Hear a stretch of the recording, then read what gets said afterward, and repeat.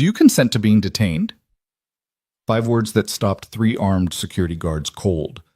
5 words that saved a woman's dignity.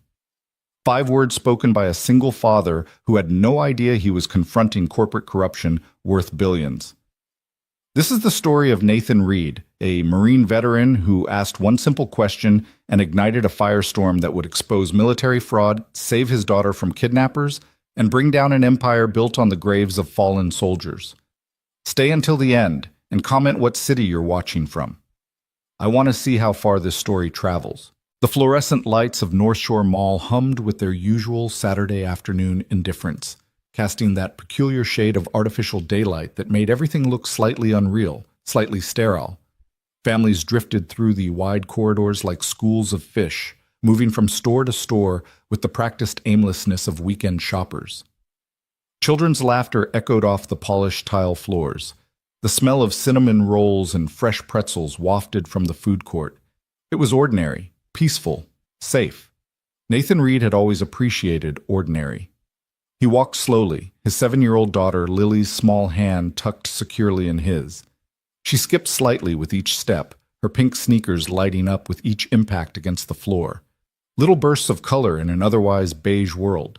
Her backpack, shaped like a cartoon bunny, bounced against her shoulders. She was humming something, a song from school probably, and every few steps she'd look up at him with those enormous brown eyes that were exact replicas of her mother's. Sarah had been gone for 3 years now. Cancer didn't care that she was only 32, didn't care that she had a 4-year-old daughter who still needed her, didn't care that she'd never done anything to deserve the sentence it handed down. Nathan had learned to live with the absence, to build a life in the space she'd left behind. But moments like these, when Lily looked up at him with that particular expression of complete trust, still caught him in the chest like shrapnel. "Daddy, can we look at the bookstore?" Lily asked, tugging on his hand. "Mrs. Peterson said there's a new book about a girl who talks to dolphins, and I really want it." Nathan smiled, the expression coming easier these days than it had in the first year after Sarah's death. "Sure, sweetheart, but just looking, okay? We need to be smart about money this month." "I know," Lily said with the solemn understanding of a child who'd learned young that money didn't grow on trees. "But looking is free, right?" "Looking is always free." They were passing the central atrium, where a large fountain sprayed water in choreographed patterns, and shoppers sat on the surrounding benches when Nathan first noticed the disturbance. It was subtle at first, a shift in the crowd's energy, a ripple of attention moving away from individual concerns toward a single point of focus. People were slowing down, turning, whispering. That particular kind of whispering that meant something was wrong. Nathan's instincts, honed by 6 years in the Marine Corps and another year working as a legal advisor in the Judge Advocate General's Corps, immediately sharpened. His eyes tracked the source of the disruption. Near the fountain, 3 men in dark blue security uniforms had surrounded a woman. She stood alone in their triangle, her posture unnaturally still, her hands visible and empty at her sides. She was dressed simply: dark jeans, a cream-colored blouse, a leather jacket that looked expensive but understated. Her hair was pulled back in a neat ponytail. She looked to be in her mid-30s, composed, calm. But there was something in the way she held herself that suggested this calm was a choice, not a natural state. It was the stillness of someone choosing not to react. The security guards were a different story entirely. They stood too close to her, invading personal space in a way that was clearly meant to intimidate. One of them, a thick-necked man with a military-style buzz cut, was speaking to her in a low voice that didn't carry to the gathering crowd, but whose tone was unmistakably aggressive. Another guard, younger and leaner, had his hand resting on the radio clipped to his belt, a gesture that was probably meant to look official, but instead looked threatening. The third man, the largest of the 3, simply stood with his arms crossed, blocking any potential exit. Nathan felt Lily's hand tighten in his. "Daddy," she whispered, her voice suddenly small and uncertain. "Are they bad guys?" The question hit Nathan like a punch, out of the mouths of babes. Children saw the world in simpler terms, and sometimes those simple terms cut right to the truth. "I don't know yet, honey," he said quietly, even as his mind began running calculations, assessments, the kind of rapid threat evaluation he'd once done in compounds in Helmand Province and dusty Iraqi villages. The woman in the center of the security triangle hadn't moved. She was saying something now, her voice too low to hear, but whatever it wasn't submissive. The thick-necked guard stepped even closer, his face inches from hers. The crowd was growing. At least 40 people now circled the scene, maintaining that invisible barrier that separated spectators from participants. Nathan saw phones coming out, screens lighting up. Of course, this was 2023. Nothing happened anymore without an audience, without documentation. "Ma'am, you need to come with us," the thick-necked guard said, his voice finally loud enough to carry. "We have reports of suspicious activity, and you match the description of a shoplifter we've been tracking." The woman's response was calm, almost eerily so. "I haven't shoplifted anything. I haven't even made a purchase today. I'd be happy to show you my ID and the contents of my bag, but I'm not going anywhere with you." "That's not your choice to make," the younger guard said, his hand now actually gripping his radio. "We have authority to detain suspicious persons on mall property." Nathan's jaw tightened. That wasn't how the law worked. That wasn't how any of this worked. The woman apparently knew that too. "You have authority to observe and report," she said, her voice still level but with an edge now, sharp as a blade. "You do not have authority to detain anyone without probable cause. I'm happy to wait here while you call actual law enforcement, but I'm not going to your office, and I'm not going to allow you to search my person or property without a warrant." "That's what every thief says," the thick-necked guard sneered. "You're making this harder than it needs to be." He reached for her arm. The woman stepped back, not panicked, but deliberate. "Do not touch me." The guard followed, his hand extending again. The largest guard moved to block her retreat. The younger one unclipped his radio. And Nathan Reed made a decision. "Lily," he said softly, releasing her hand and kneeling down to her eye level. "I need you to stay right here, okay? Right here on this bench. Don't move. Daddy needs to go talk to those men for just a minute." Lily's eyes went wide. "Are you going to help that lady?" "I'm going to make sure everyone follows the rules," Nathan said. "Can you be brave for me?" Lily nodded, though her lower lip trembled slightly. Nathan kissed her forehead, stood, and walked forward. The crowd parted for him as he moved through it, perhaps sensing something in his bearing. The squared shoulders, the steady gait, the quiet confidence of someone who'd walked into worse situations than this. Nathan wasn't a large man, not compared to the security guards. He stood 5'10", with a lean build that came from running and bodyweight exercises rather than gym memberships. But there was something in the way he moved that made people step aside. He walked directly into the confrontation space, positioning himself slightly between the woman and the thick-necked guard. "Excuse me," Nathan said, his voice calm but carrying clearly in the sudden hush. "I need to ask a question." The thick-necked guard turned, irritation flashing across his broad face. "This doesn't concern you, buddy. Keep moving." "Actually, it does concern me," Nathan replied evenly. "I'm a citizen witnessing what appears to be an illegal detention. That makes it my concern." The woman's eyes met his for the first time.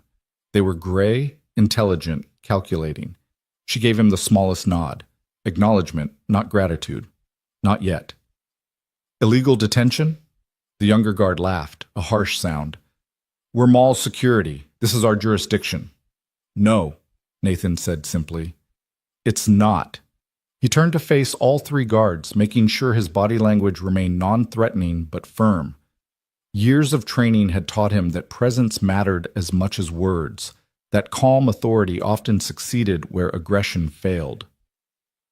"My name is Nathan Reed. I'm a former Marine and a certified paralegal with experience in criminal law.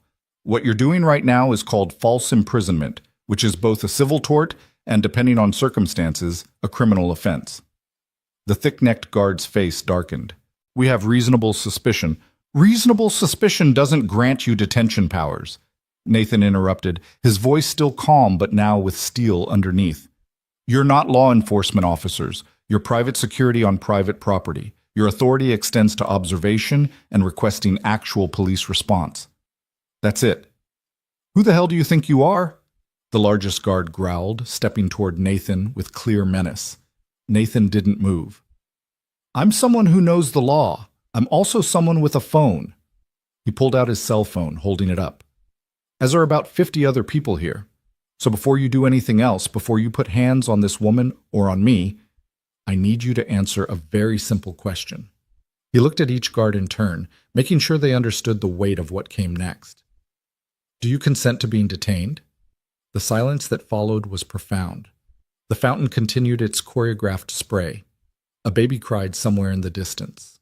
But in that immediate circle of confrontation, time seemed to stop. The woman's eyes widened slightly. Surprise and something else. Recognition, maybe. Understanding. The thick-necked guard's mouth worked soundlessly for a moment. What? It's a simple question, Nathan continued, his tone almost conversational now. Do you consent to being detained?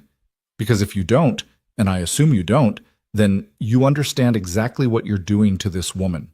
You're attempting to restrict her freedom of movement without her consent and without legal authority to do so. We have authority, the younger guard began. No.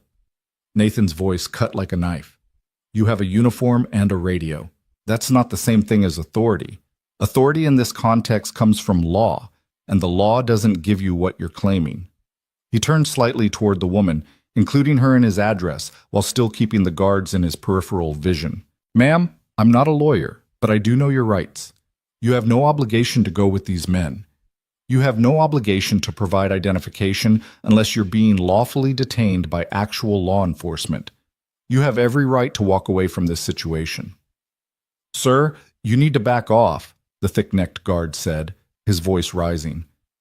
This is mall property, and you're interfering with our duties. Your duties don't include violating civil rights, Nathan replied. And if you touch her, if you try to physically restrain her, you're committing assault and battery. If you're lucky, you'll just get sued. If you're not lucky, you'll catch charges. The woman spoke then, her voice carrying a new quality, not relief exactly, but something like vindication. He's absolutely correct. And since you seem confused about the law, let me clarify my position. I have not shoplifted anything. I have not committed any crime. I have no obligation to submit to your interrogation or to accompany you anywhere. I'm going to leave now. If you attempt to stop me, I will press charges. Are we clear? The thick-necked guard's hand moved toward her arm again, an automatic gesture of authority challenged. I wouldn't, Nathan said quietly, but with such absolute certainty that the guard froze. Think about what happens next. You grab her. It's on camera. He gestured at the sea of phones. And by tonight, you're the villain in a viral video, assault caught on tape. Your employer gets sued. You probably get charged, all because you couldn't accept that someone knew their rights. For a long moment, the tableau held. Nathan could feel his heart pounding. Adrenaline that he'd learned to control but never eliminate.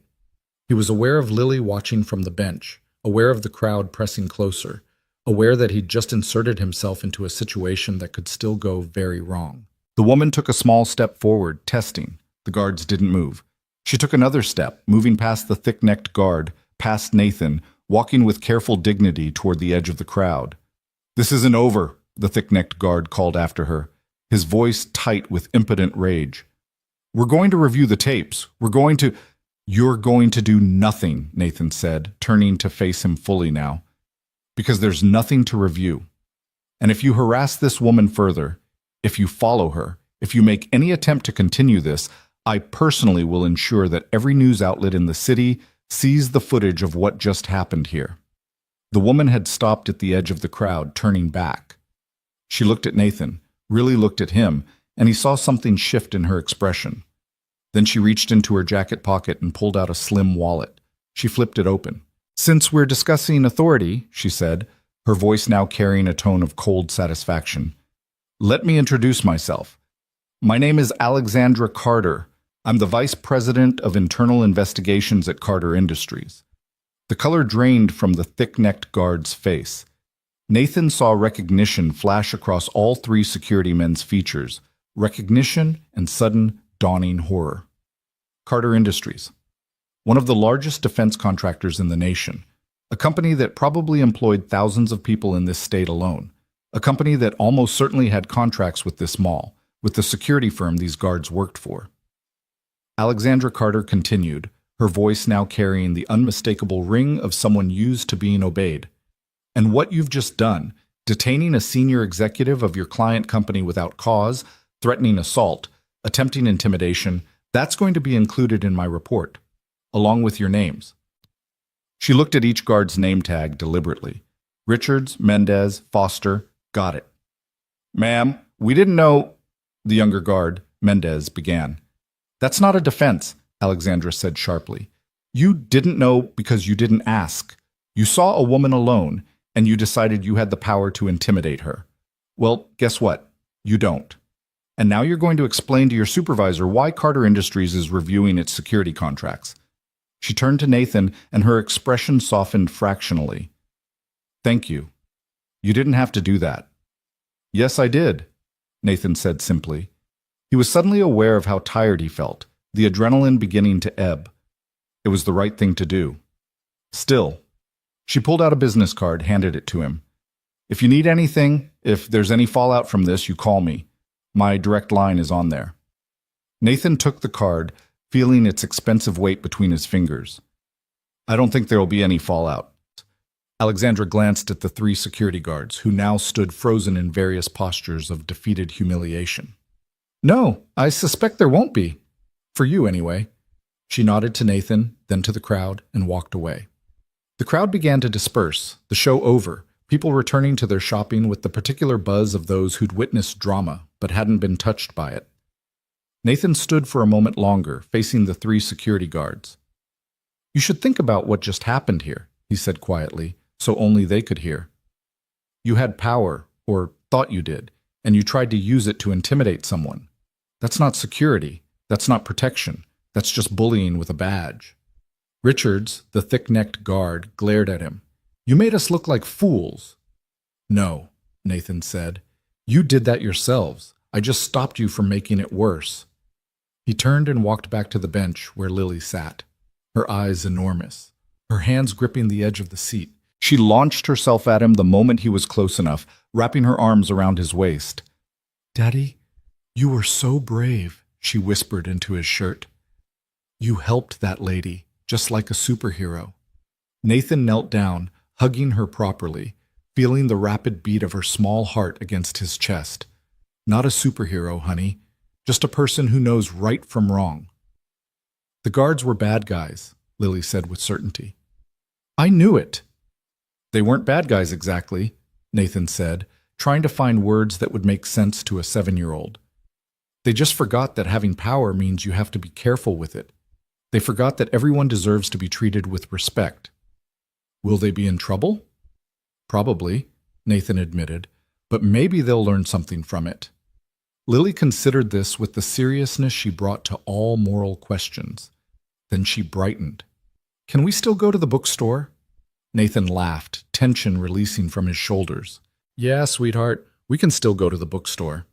They walked together toward the mall's south wing, Lily chattering about the book she wanted to see, about how she was going to tell her friend Emma about how her daddy stood up to the bad security guards, about whether dolphins really could talk or if it was just pretend in the book.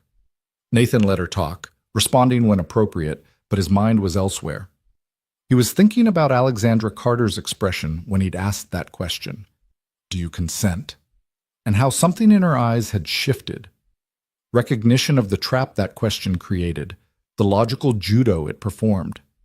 He was thinking about the business card in his pocket and wondering if he'd ever have reason to call that number.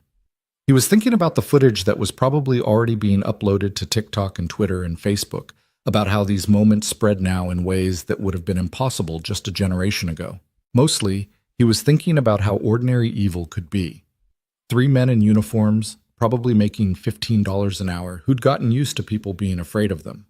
Who'd forgotten, or maybe never learned, that authority without accountability was just another word for tyranny. The bookstore was warm and smelled of paper and coffee. Lily made a beeline for the children's section, her earlier fear already fading into the resilient bounce back that Nathan both envied and treasured in her. He followed more slowly, pulling out his phone to check the time. 2:17. They had maybe another hour before they needed to head home so Lily could do her homework before dinner. Nathan made a mental note of the schedule. Dinner at 6, bath at 7, reading time at 7:30, lights out by 8:15. The structured rhythm of single parenthood, the careful choreography that kept chaos at bay. His phone buzzed. A text from an unknown number. "This is Alexandra Carter." It's Alexandra. "I wanted to follow up from the mall incident. Would you be willing to meet for coffee this week? I'd like to thank you properly, and I have some questions about your background. You said you were a Marine?" Nathan stared at the text, surprised. He hadn't expected this. A thank you, maybe, but not a request to meet. He hesitated, his thumb hovering over the reply field. "Daddy, look!" Lily's voice called from deeper in the store. "They have the whole series." "Coming, honey," Nathan called back. He typed a quick response. "I'm free most afternoons. What works for you?" The response came almost immediately. "Tomorrow, 3 p.m., there's a cafe called The Drowsy Poet on Westbrook Avenue. I'll be there." Nathan pocketed his phone and went to find his daughter, who was sitting cross-legged on the floor in front of a display of dolphin-themed books, her face radiant with the particular joy that reading brought her. She looked up as he approached. "Daddy, there are 7 books. 7. And they're all about this girl named Marina who can understand what dolphins are saying, and she has to help them save the ocean. And there are bad guys who want to catch the dolphins and—" "Breathe," Nathan said, smiling. "One thing at a time."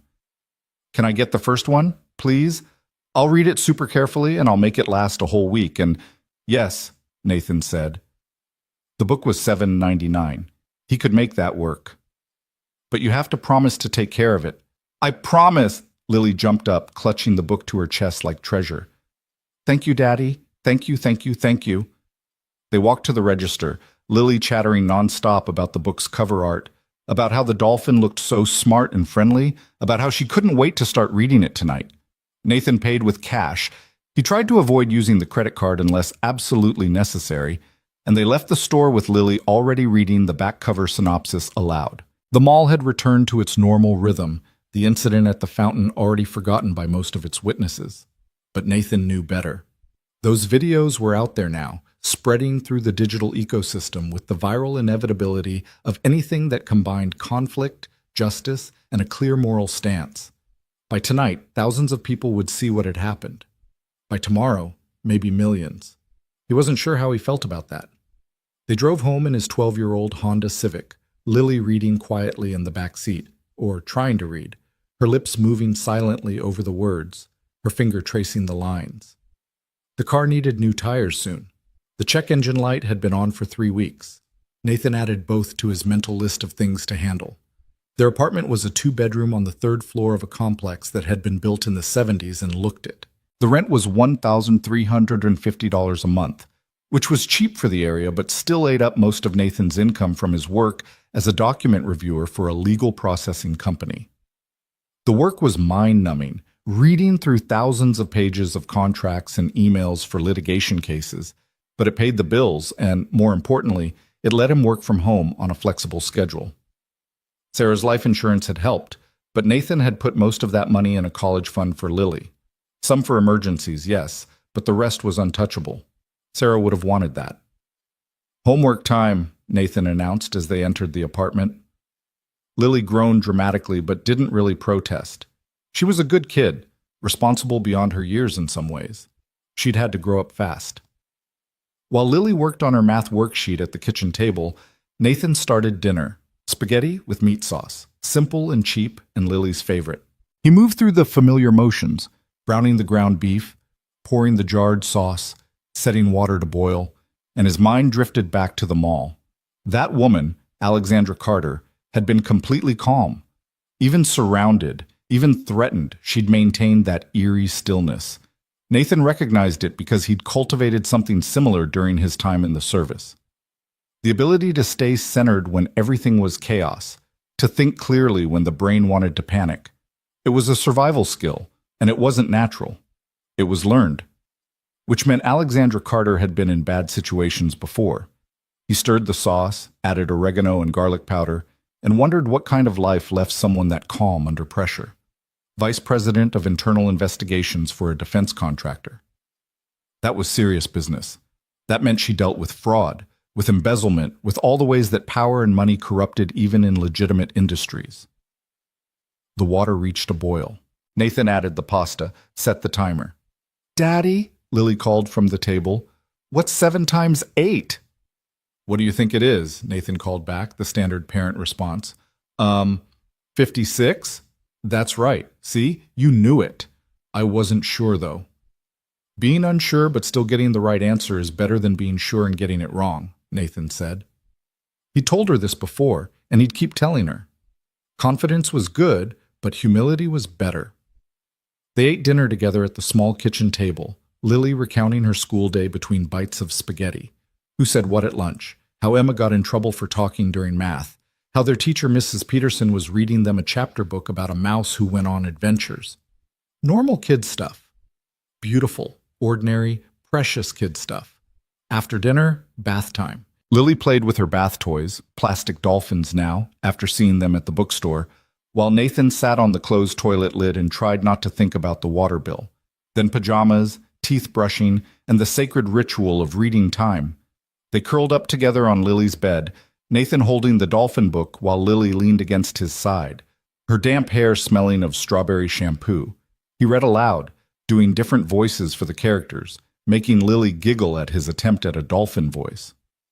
By the time they finished Chapter 2, Lily's eyes were heavy. Nathan turned off the main light, leaving only the small nightlight that cast starfish-shaped shadows on the ceiling. "Daddy," Lily murmured, already half asleep. "What you did today at the mall. Mommy would have been proud." The words hit Nathan like a physical blow, sweet and painful at once. He kissed Lily's forehead. "I hope so, honey. I hope so." "She'd say you were brave." "Your mom was the brave one," Nathan whispered. "She's where you get it from." But Lily was already asleep, her breathing deepening into the profound stillness of childhood rest. Nathan sat for a moment longer, watching her in the dim light, feeling the familiar ache of love and loss tangled together. Then he stood quietly, pulled her blanket up to her shoulders, and left the room, cracking the door just enough to hear her if she called.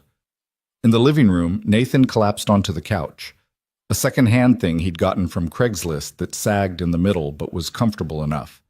He pulled out his phone, almost afraid to look at social media, but knowing he needed to.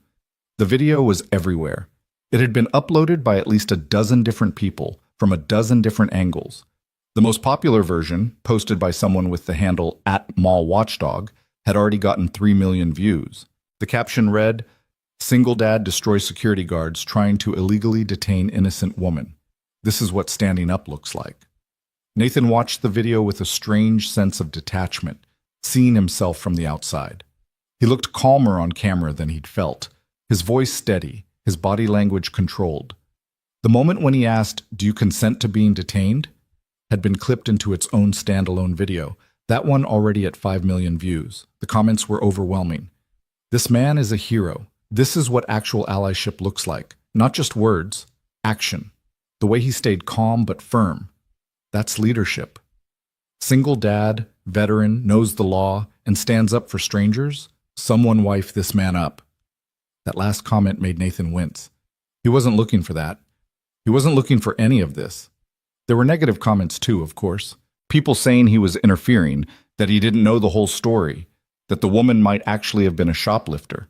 But those were drowned out by the overwhelming support, by the thousands of people sharing the video with captions about standing up to abuse of power. His phone rang. An actual call, which was rare enough to be alarming. Nathan looked at the screen. Unknown number. He answered cautiously. "Hello? Mr. Reed? Nathan Reed?" The voice was male, professional, with a slight accent Nathan couldn't place. "Yes. Who is this?" "My name is Gerald Whitman. I'm the CEO of Carter Industries." Nathan sat up straighter, suddenly very alert. Okay. How can I help you?" "I saw the video from the mall today," Whitman said. "I've already spoken with Ms. Carter, and I wanted to personally thank you for your intervention. The behavior of those security guards was completely unacceptable, and I'm told you handled the situation with remarkable composure." "I just asked a question," Nathan said, uncomfortable with the praise. You asked the right question at the right time, Whitman replied. That takes intelligence and courage. I understand you're a veteran. Marines, 6 years, then a year with JAG before I left the service. May I ask why you left? Nathan hesitated. This was not a conversation he wanted to have with a stranger, even a CEO. Personal reasons, family needs. Fair enough. There was a pause. Mr. Reed, I'm calling because I think you're exactly the kind of person I'm looking for. Carter Industries has a position opening up. Internal security consultant. It would involve reviewing protocols, ensuring compliance with civil rights standards, training security personnel. Someone with your background, your legal knowledge, and clearly your moral compass would be invaluable. Nathan's mind raced. Mr. Whitman, I appreciate the offer, but I don't know anything about your company beyond what I saw today. Then let's change that. Meet with Alexandra tomorrow. I know she's already arranged coffee. Talk to her. Learn about what we do. Then, if you're interested, we'll talk specifics. No pressure. Just a conversation. Nathan tried to find words. I have a daughter. I need flexible hours. I need to be able to work from home sometimes. That can be arranged, Whitman said immediately. We're interested in your expertise, not in chaining you to a desk. Why? Nathan asked bluntly. Why me? You don't know me. I know what I saw in that video, Whitman replied. I know you stood up when 40 other people stayed silent. I know you understood the law well enough to articulate it clearly under pressure. And I know that Ms. Carter, whose judgment I trust implicitly, was impressed enough to reach out to you herself. That's enough for me to start a conversation. Nathan rubbed his eyes. This day had gone from ordinary to surreal in a matter of hours. I'll meet with Ms. Carter tomorrow, but I'm not making any promises beyond that. That's all I'm asking. Thank you, Mr. Reed, and thank you for what you did today. It matters more than you might realize. The call ended. Nathan sat in the dim living room, his phone still in his hand, trying to process what had just happened. A job offer. From a major defense contractor. Because of a 2-minute confrontation in a mall. He pulled up his laptop, typed Carter Industries into Google. The results were extensive. A company with 40 years of history contracts with the Department of Defense worth hundreds of millions, manufacturing facilities in 6 states. They made everything from tactical communications equipment to drone components to armored vehicle parts, defense contractors. Nathan had dealt with them during his time in JAG, had seen both the good and the bad. Companies that supported the mission and kept soldiers safe, and companies that cut corners and filed fraudulent claims and cared more about profit margins than the people using their equipment. He clicked on a news article from 3 months ago. Carter Industries faces inquiry over defective radio equipment. Another article, older. Whistleblower claims Carter Industries sold substandard body armor components. Nathan's jaw tightened. So there were problems. Every large defense contractor had problems. The question was whether they were systematic or isolated, whether the company addressed them or covered them up. Maybe that's why Alexandra Carter was vice president of internal investigations. Maybe she was part of the solution, or maybe Nathan was being naive. He closed the laptop, too tired to think clearly anymore. Tomorrow he'd meet with Alexandra Carter. He'd ask questions. He'd listen carefully, not just to what she said, but to what she didn't say. He'd trust his instincts, which had kept him alive in worse situations than a corporate meeting. But tonight, he was just tired. Nathan checked on Lily one more time, still sleeping peacefully, her new book on the nightstand, then went to his own room. The walls were bare except for a single photograph. Him and Sarah on their wedding day, young and impossibly happy, believing they had all the time in the world. I don't know what I'm doing, Nathan said softly to the photograph, to the ghost of his wife, to the universe. I'm just trying to do the right thing. The photograph, of course, didn't answer. But Nathan thought, maybe imagined, that Sarah would understand, that she'd tell him to trust his gut, to be brave, to remember that doing the right thing was never the easy thing, but it was always the necessary thing. He fell asleep thinking about gray eyes and a woman who stood perfectly still while the world threatened her, and about his daughter's small voice asking, "Are they bad guys, Daddy?" and about the weight of Alexandra Carter's business card in his wallet. Tomorrow, he thought as sleep claimed him, tomorrow we'll see what this is really about. In the morning, Nathan would wake to find the video had reached 10 million views. He'd find interview requests from local news stations, messages from veterans organizations, DMs from people calling him a hero. He'd ignore most of them, make breakfast for Lily, take her to school, come home and try to focus on his work reviewing contracts and depositions for faceless corporations. But even as he went through those ordinary motions, a part of him would know that something had shifted, that the question he'd asked in the mall, "Do you consent?" had opened a door he couldn't close. That Alexandra Carter represented something larger than a chance encounter, something that connected to his past in ways he didn't yet understand. And he'd think about Gerald Whitman's words, "It matters more than you might realize." Nathan had learned in the Marines that small decisions could have enormous consequences, that a moment's courage or cowardice could determine whether people lived or died, whether missions succeeded or failed, whether justice was served or denied. He just hadn't expected that lesson to follow him to a shopping mall on an ordinary Saturday. But then, Nathan thought, as sleep finally, fully claimed him, courage had never been about choosing the dramatic moments. It had always been about showing up when it mattered, even, especially, when you didn't know the full cost of doing so. Tomorrow would bring answers. Tonight brought only rest, hard-earned and necessary, in the small apartment where a single father and his daughter built their quiet life, one ordinary day at a time. Until those days stopped being ordinary, until a simple question changed everything. Do you consent? The morning light came too early, filtering through the cheap blinds in Nathan's bedroom with that particular quality of autumn sunshine, bright but not warm, promising a day that would start cold and maybe warm up by afternoon.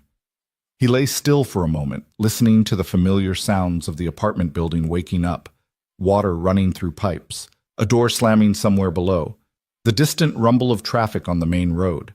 His phone was already buzzing before he reached for it. 17 missed calls, 43 text messages. His email inbox showed 92 unread messages. Nathan scrolled through them with growing disbelief. News stations requesting interviews, podcast hosts wanting him as a guest, a literary agent asking if he'd ever considered writing a book, veterans organizations inviting him to speak at events. The video had exploded overnight. The main version now had 23 million views. 23 million. Nathan tried to wrap his mind around that number and couldn't. That was more people than lived in most states. That was a significant fraction of the entire country, all watching him ask a simple question in a shopping mall. He checked the trending topics on Twitter. There it was, number 4 nationwide. How do you consent? People were using his question as a rallying cry against abuse of power, posting their own stories of standing up to authority, creating memes and graphics and debate threads about civil rights and the limits of private security. Some lawyer had posted a 10-minute video breaking down the legal principles Nathan had cited, calling it a masterclass in de-escalation through knowledge. A criminology professor had written a thread analyzing the power dynamics, praising Nathan's tactical empathy. It was overwhelming. It was terrifying. It was completely contrary to everything Nathan wanted, which was to be left alone to raise his daughter in peace. "Daddy?" Lily's voice called from her room. "Are you awake?" "I'm up, sweetheart," Nathan called back, setting the phone down with relief. Here, at least, was something simple and real. "Come here." Lily appeared in his doorway, still in her pajamas, her hair a mess from sleep. She climbed onto his bed and burrowed into his side, warm and solid and infinitely precious. "Did you sleep okay?" Nathan asked, wrapping an arm around her. "I had a dream about dolphins," Lily said. "They could really talk, like in my book, and they told me secrets about the ocean." "What kind of secrets?" "Where all the treasure is hidden." Lily's voice was dreamy, still half in the memory of the dream. "And where the mermaids live, and why the ocean is salty." "Why is the ocean salty?" Nathan asked, playing along. "Because the mermaids cry when they're sad, and their tears are made of salt," Lily said seriously. "The dolphins told me." Nathan smiled, kissed the top of her head. "Those are some very wise dolphins." They lay together for a few more minutes, and Nathan tried to hold on to this moment, to remember that whatever chaos was happening in the digital world, this was what actually mattered. This small person who still believed in mermaids and talking dolphins, who trusted him completely, who depended on him for everything. Eventually they got up, went through the morning routine. Breakfast, scrambled eggs and toast. Getting dressed, Lily insisted on wearing her dolphin shirt, packing her backpack, making sure she had her homework and her lunch money, the ordinary choreography that structured their days. "Daddy?" Lily said as Nathan was helping her with her jacket. "Are you famous now?" The question caught him off guard. "What makes you ask that?" "Emma's mom texted my tablet last night. She said you're on the news, that lots of people are watching the video of you helping that lady." Lily looked up at him with those enormous eyes. "Are you?" Nathan knelt down to her level. "Some people saw what happened at the mall, and they shared it with other people. But I'm not famous, honey. I'm just your dad. Emma's mom said you're a hero." "Emma's mom is very kind," Nathan said carefully. "But what I did wasn't hero stuff. It was just the right thing to do. Anybody could have done it." "But they didn't," Lily pointed out with perfect 7-year-old logic. "You did." Nathan had no answer to that. He just hugged her, breathing in the strawberry scent of her shampoo, and wished the world was simpler.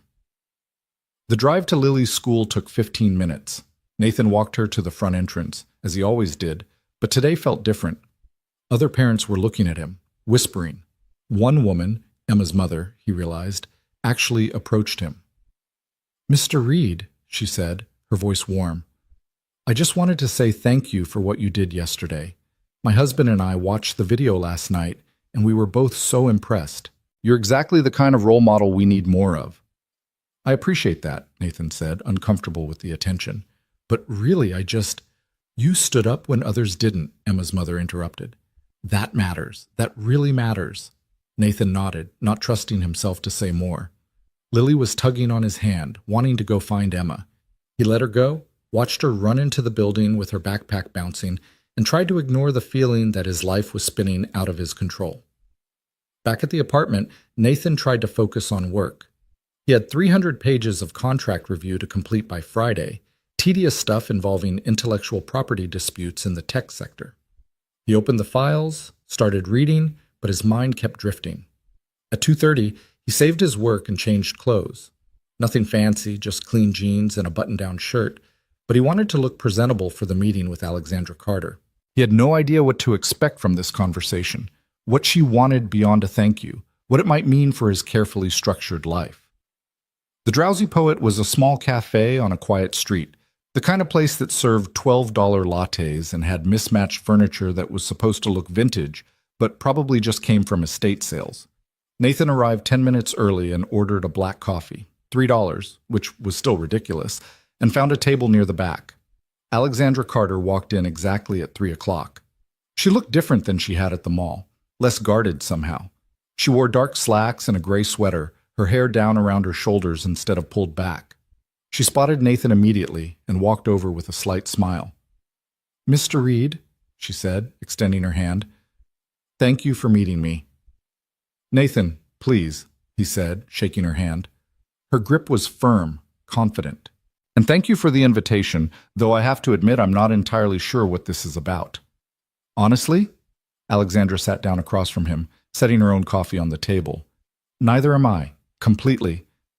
I wanted to thank you, obviously, but I also wanted to understand who you are." "I'm nobody," Nathan said simply. "A single dad trying to get by." "You're a Marine veteran with legal training who stayed calm under pressure and knew exactly how to defuse a situation that could have turned violent," Alexandra countered. "That's not nobody. That's someone with very specific skills and experience." Nathan sipped his coffee, studying her. "Gerald Whitman called me last night, offered me a job I didn't apply for." "I know. I recommended it." Alexandra's gray eyes met his steadily.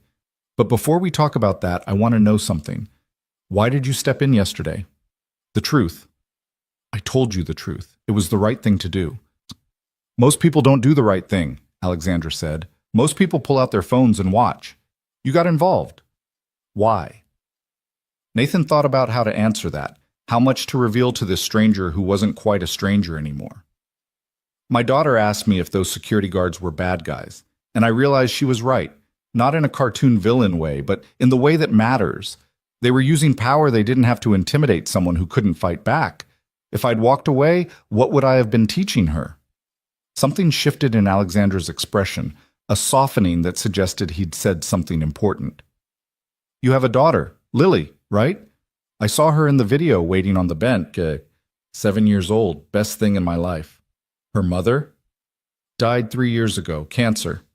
Nathan's voice was flat, the way it always was when he talked about Sarah. Emotion was easier to manage when you kept it locked down tight. I'm sorry. Alexandra's sympathy sounded genuine. That must be incredibly difficult. We manage, Nathan deflected, but you didn't ask me here to talk about my family situation. What do you want, Ms. Carter? Alexandra, and I want to know if you're interested in that job offer. She pulled out a folder from her bag, set it on the table between them. This is preliminary information about Carter Industries, what we do, who we are, the position Gerald mentioned. But before you look at it, I need to tell you something. Nathan waited. The situation at the mall yesterday wasn't random, Alexandra said quietly. I was at that mall because I was following up on a lead. We've had reports of security personnel at various client sites using intimidation tactics, demanding illegal searches, threatening people. I wanted to see it firsthand. You set yourself up as bait, Nathan said, understanding. I did. And it worked, though not quite the way I expected. Alexandra's smile was wry. I thought I'd gather evidence, file a report, get the company to review its contracts. What I didn't expect was someone to actually intervene, or to articulate the legal principles so clearly that 3 trained security guards backed down. They weren't trained, Nathan said. Not properly. Anyone with real law enforcement training would have known better. Exactly. Which is the problem. Alexandra leaned forward slightly. Nathan, Carter Industries has contracts with dozens of security firms. We employ thousands of security personnel at our facilities, and I'm increasingly convinced that many of them don't understand the legal limits of their authority. They think a uniform gives them power, and nobody corrects them until something goes wrong. So you want me to what? Train them? I want you to help me build a program that ensures this never happens again, Alexandra said. Training, yes, but also protocols, accountability measures, regular audits. Someone who understands both the legal framework and the practical reality of security work. Nathan picked up the folder, flipped through it. Job description, salary range. His eyes widened at the numbers. Benefits package, flexible scheduling options. It was everything Gerald Whitman had promised and more. This is generous, Nathan said slowly. Suspiciously generous for someone you just met. You think it's too good to be true. I think I don't understand why you'd trust someone you know nothing about with this much responsibility.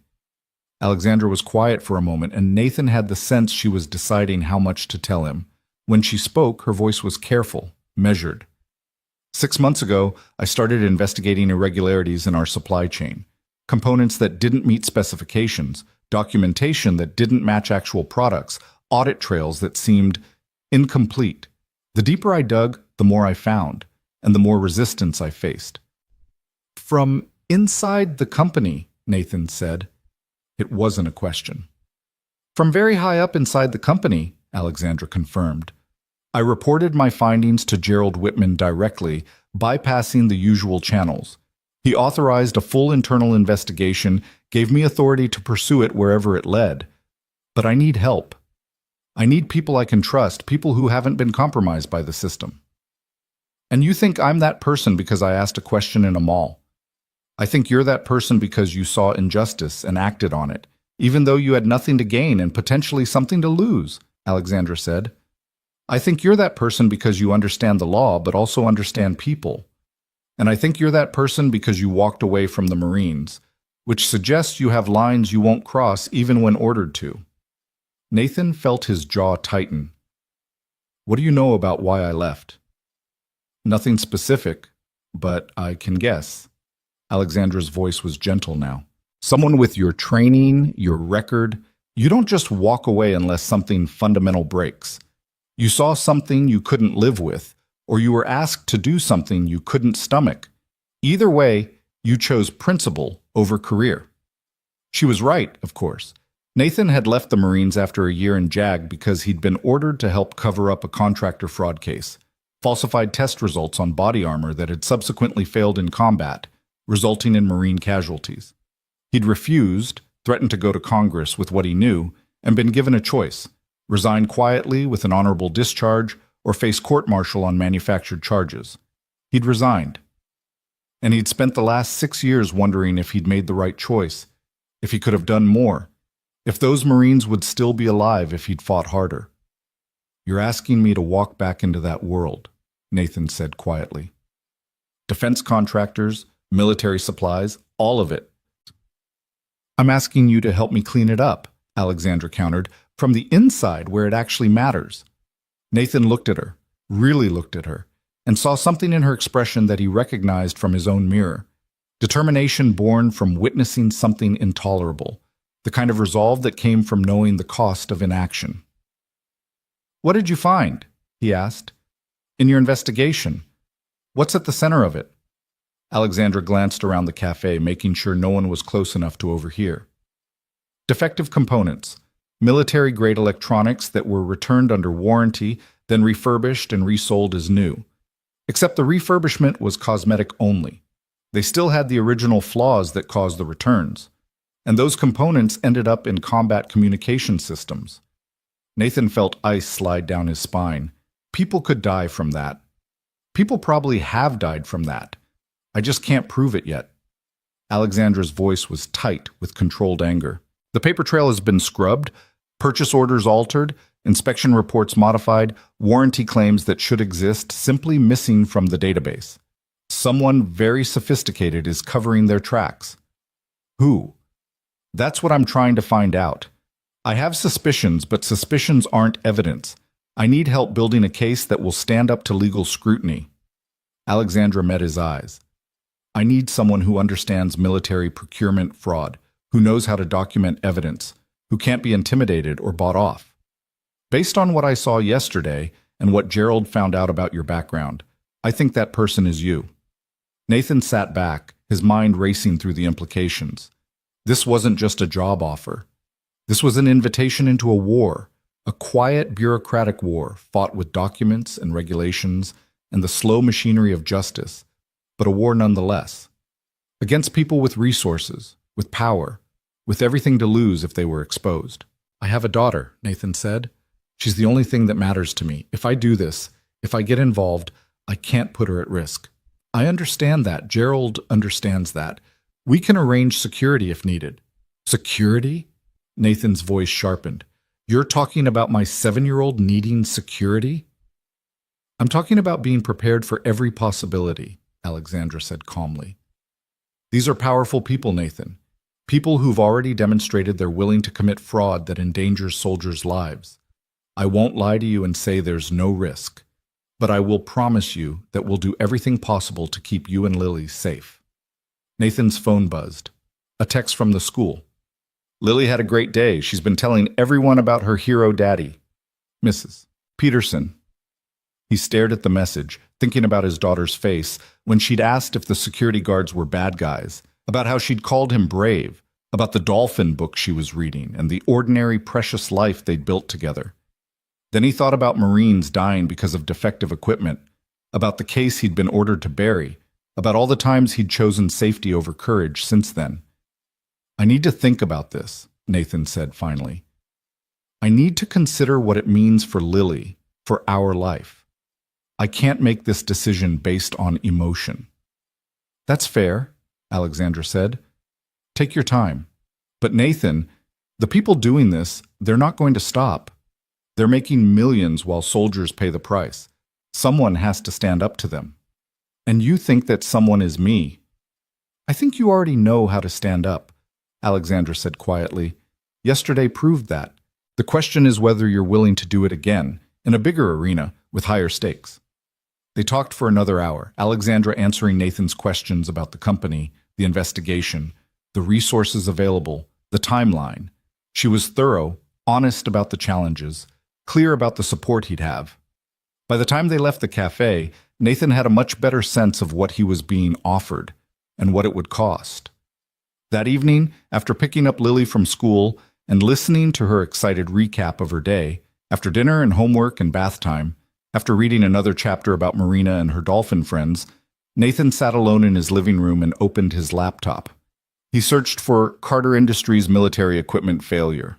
The results were extensive: news articles, congressional testimony, whistleblower complaints going back years. He found the case he had worked on buried in a 2018 report from the Defense Contract Audit Agency. Substandard body armor plates manufactured by Carter Industries' subsidiary resulted in combat fatalities. The report had been classified. Nathan had been one of the few people with access to the full findings. He'd recommended criminal charges. His superiors had recommended a financial settlement and a slap-on-the-wrist administrative penalty. He'd resigned the next week. Now, 6 years later, someone was asking him to go back, to do what he'd been prevented from doing before, to actually fight instead of walking away. Nathan pulled up the video from the mall, watched himself ask that question. "Do you consent to being detained?" 5 words that had changed everything. His phone rang. Alexandra Carter. "I know you said you needed time," she said when he answered. "But something's happened. Can you meet me tomorrow morning? Early?" "How early?" 7 a.m. "There's a diner called Rosie's on 5th Street. "What happened?" Alexandra's voice was tense. "Someone broke into my office tonight. They didn't take anything obvious, but files were disturbed. Specifically, files related to the supply chain investigation. Someone knows I'm looking, Nathan, and they're getting nervous." Nathan felt the old familiar rush of adrenaline, the sharpening of senses that came with recognizing a threat. "Are you safe?" "I'm fine. I'm at home. Doors locked. Security system active. But this confirms what I suspected. We're dealing with people who are willing to cross lines, which means I need to know, are you in or are you out? Because if you're in, we need to move fast. And if you're out, I need to find someone else." Nathan looked at the photograph of Sarah on the wall, at the door to Lily's room where his daughter slept peacefully, at the simple apartment that represented everything he'd built after walking away from his principles. He thought about the question Lily had asked. Are they bad guys? He thought about the Marines who died wearing defective armor while bureaucrats covered up the evidence. He thought about Alexandra Carter standing alone in that mall, surrounded by men who thought their uniforms gave them the right to intimidate her. "I'm in," Nathan said, "but we do this my way. Everything documented, everything legal, everything by the book. No shortcuts, no compromises. We build a case that's airtight." He could hear the relief in Alexandra's voice. "That's exactly what I was hoping you'd say. Tomorrow morning then, 7 a.m. "I'll be there." Nathan hung up and sat in the silence of his apartment, feeling the weight of what he'd just committed to. This was bigger than a confrontation in a mall. This was choosing to fight a system that had already beaten him once, that had the resources and connections to destroy anyone who challenged it. But this time, he wouldn't be alone. This time, he had Alexandra Carter, who'd been conducting her own investigation, building her own case. This time, he had Gerald Whitman's support, resources from the top of the company. This time, maybe things could be different. Nathan checked on Lily one more time before going to bed. She was sprawled across her mattress, one arm hanging off the edge, her dolphin book clutched to her chest even in sleep. He straightened her blanket, moved the book to the nightstand, and stood watching her breathe. "I'm going to make this better," he whispered. "For you, for all the kids whose parents don't come home, because someone decided profits mattered more than lives. I'm going to try, anyway." Lily stirred, murmured something about dolphins, then settled back into deep sleep. Nathan went to his room and lay awake for a long time, thinking about the path he'd just chosen, about the risks and the potential consequences. His phone continued to buzz with notifications, more interview requests, more messages from people who'd seen the video, more strangers telling him he was a hero. But Nathan didn't feel like a hero. He felt like a man who'd spent 6 years hiding from a fight he should have finished, who'd chosen safety over justice, who'd let fear for his daughter's future override his responsibility to do what was right. Maybe that was about to change. The video from the mall now had 35 million views. People across the country, across the world, were sharing it, discussing it, using it as an example of how one person could make a difference. They didn't know the full story. They didn't know about the investigation, about the defective military equipment, about the Marines who died, or the cover-up that had driven Nathan from the service. But they would. If he and Alexandra succeeded, if they built their case and brought it to light, the world would know. The people responsible would face consequences. The system that had protected them would be forced to change, or they would fail, and everything would stay the same. The fraud would continue, more soldiers would die with defective equipment, and Nathan would have risked his daughter's safety for nothing. Those were the only two options. There was no middle ground, no partial victory. Either they won completely, or they lost everything. Nathan finally drifted off to sleep sometime after 2 a.m., his dreams filled with fragmented images. Marines in combat gear, defective armor cracking under impact, Alexandra Carter standing in a circle of security guards, Lily asking if they were bad guys, and his own voice, clear and calm, asking the question that started it all. Do you consent? In the morning, everything would change. The quiet life he'd built would be over, replaced by something dangerous and uncertain and necessary.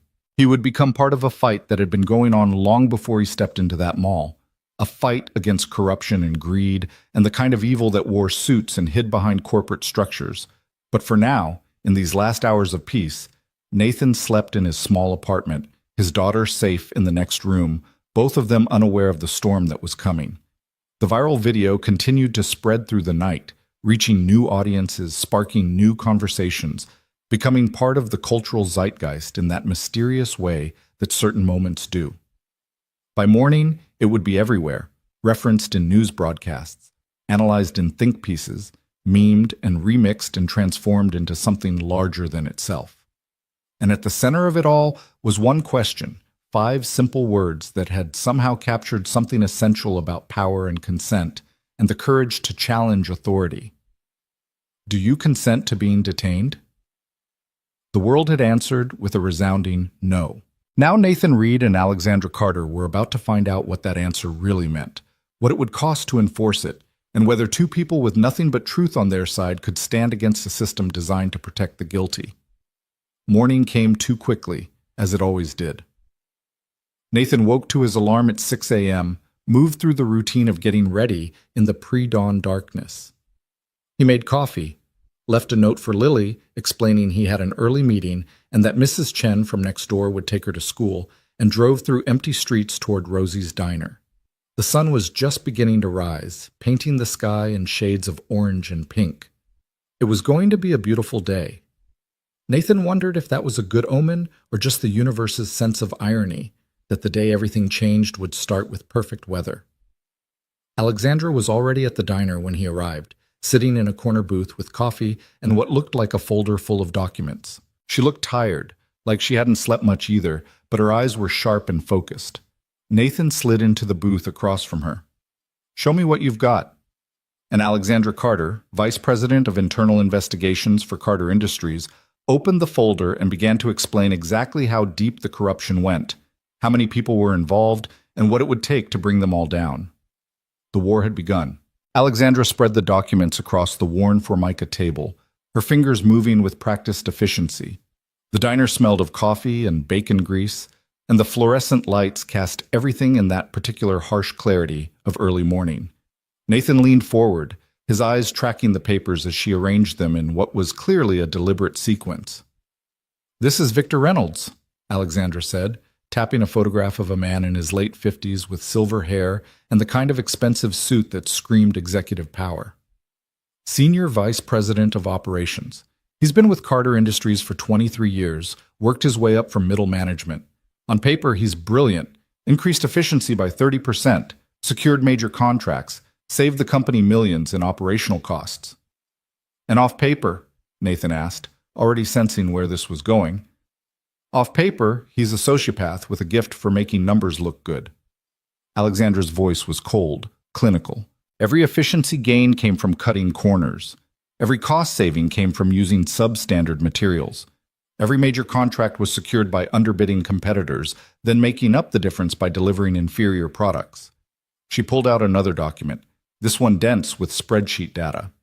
"These are component tracking records from 2019 through 2023. See these serial numbers?" Her finger traced a column of alphanumeric codes. "These are military-grade radio components that were returned under warranty due to catastrophic failures in field testing. According to protocol, they should have been destroyed or sent back to the original manufacturer for analysis." "But they weren't," Nathan said, his jaw tightening as he followed the data trail. They were refurbished by a subsidiary company called Apex Technical Solutions. Except Apex Technical Solutions is a shell corporation owned by a holding company that's partially owned by Victor Reynolds through his wife's trust fund. Alexandra pulled out more papers showing the corporate ownership structure. The components went to Apex, got cleaned up cosmetically, received new identification numbers, and were resold to Carter Industries as new parts, which then went into communication systems that were deployed to Afghanistan and Iraq. Nathan felt something cold settle in his chest. How many units? 17,000 components across 4 years. Conservative estimate of actual deployment puts about 8,000 units in active combat zones. Alexandra's voice remained steady, but Nathan could see the tension in her shoulders, the way her hands gripped the papers slightly too tight. We've identified at least 43 incidents of communication failure during combat operations in that time frame. Some were attributed to environmental factors, some to user error, but I think they were equipment failures caused by these defective components. 43 incidents. Nathan's mind was already calculating, remembering his own time in combat zones, understanding what communication failure meant. How many casualties? Confirmed, 12 KIA, 37 wounded. But those are just the incidents where communication failure was specifically noted in after-action reports. The actual number is probably higher. Alexandra met his eyes. People died, Nathan. Marines, soldiers, sailors. They died because Victor Reynolds wanted to pad his profit margins. The rage that flashed through Nathan was white-hot and immediately controlled.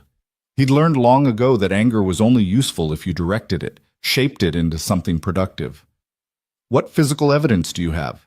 Documentation trail? That's the problem. Alexandra pulled out another stack of papers, these marked with red tabs. The original warranty claims exist. I found them in archived databases.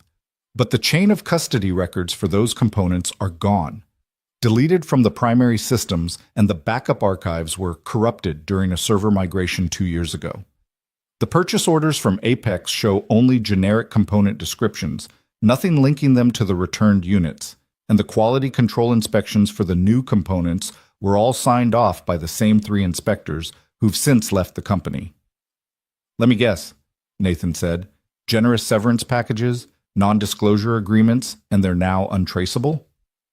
2 moved overseas, 1 died in a car accident 6 months after leaving. Alexandra's expression was grim. I've been trying to build a case for 6 months, and every time I get close to something solid, the evidence disappears or the witnesses become unavailable. Nathan studied the documents, his mind working through the implications. This wasn't just corporate fraud. This was a systematic cover-up involving multiple people, significant resources, and a level of sophistication that suggested planning and coordination. You said someone broke into your office last night. What were they after? These. Alexandra gestured at the papers spread between them. Or at least the digital versions. I keep everything backed up in 3 places. My office computer, a secure cloud server, and a physical drive that I keep at home. They got into my office system, but I don't think they found the cloud backup. Not yet, anyway. How did you secure the cloud server? Through a personal account, not company infrastructure.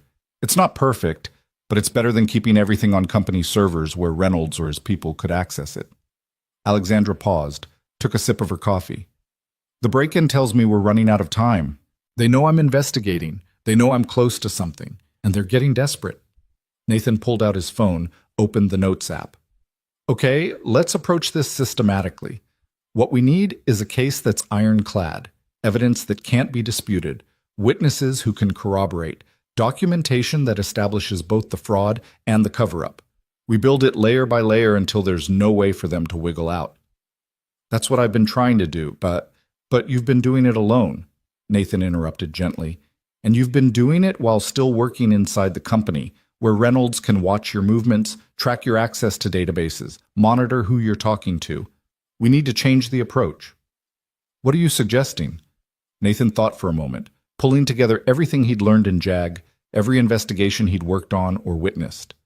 We go external, federal authorities, the Defense Criminal Investigative Service, the FBI's Fraud Division, maybe even the Inspector General's office at the Pentagon.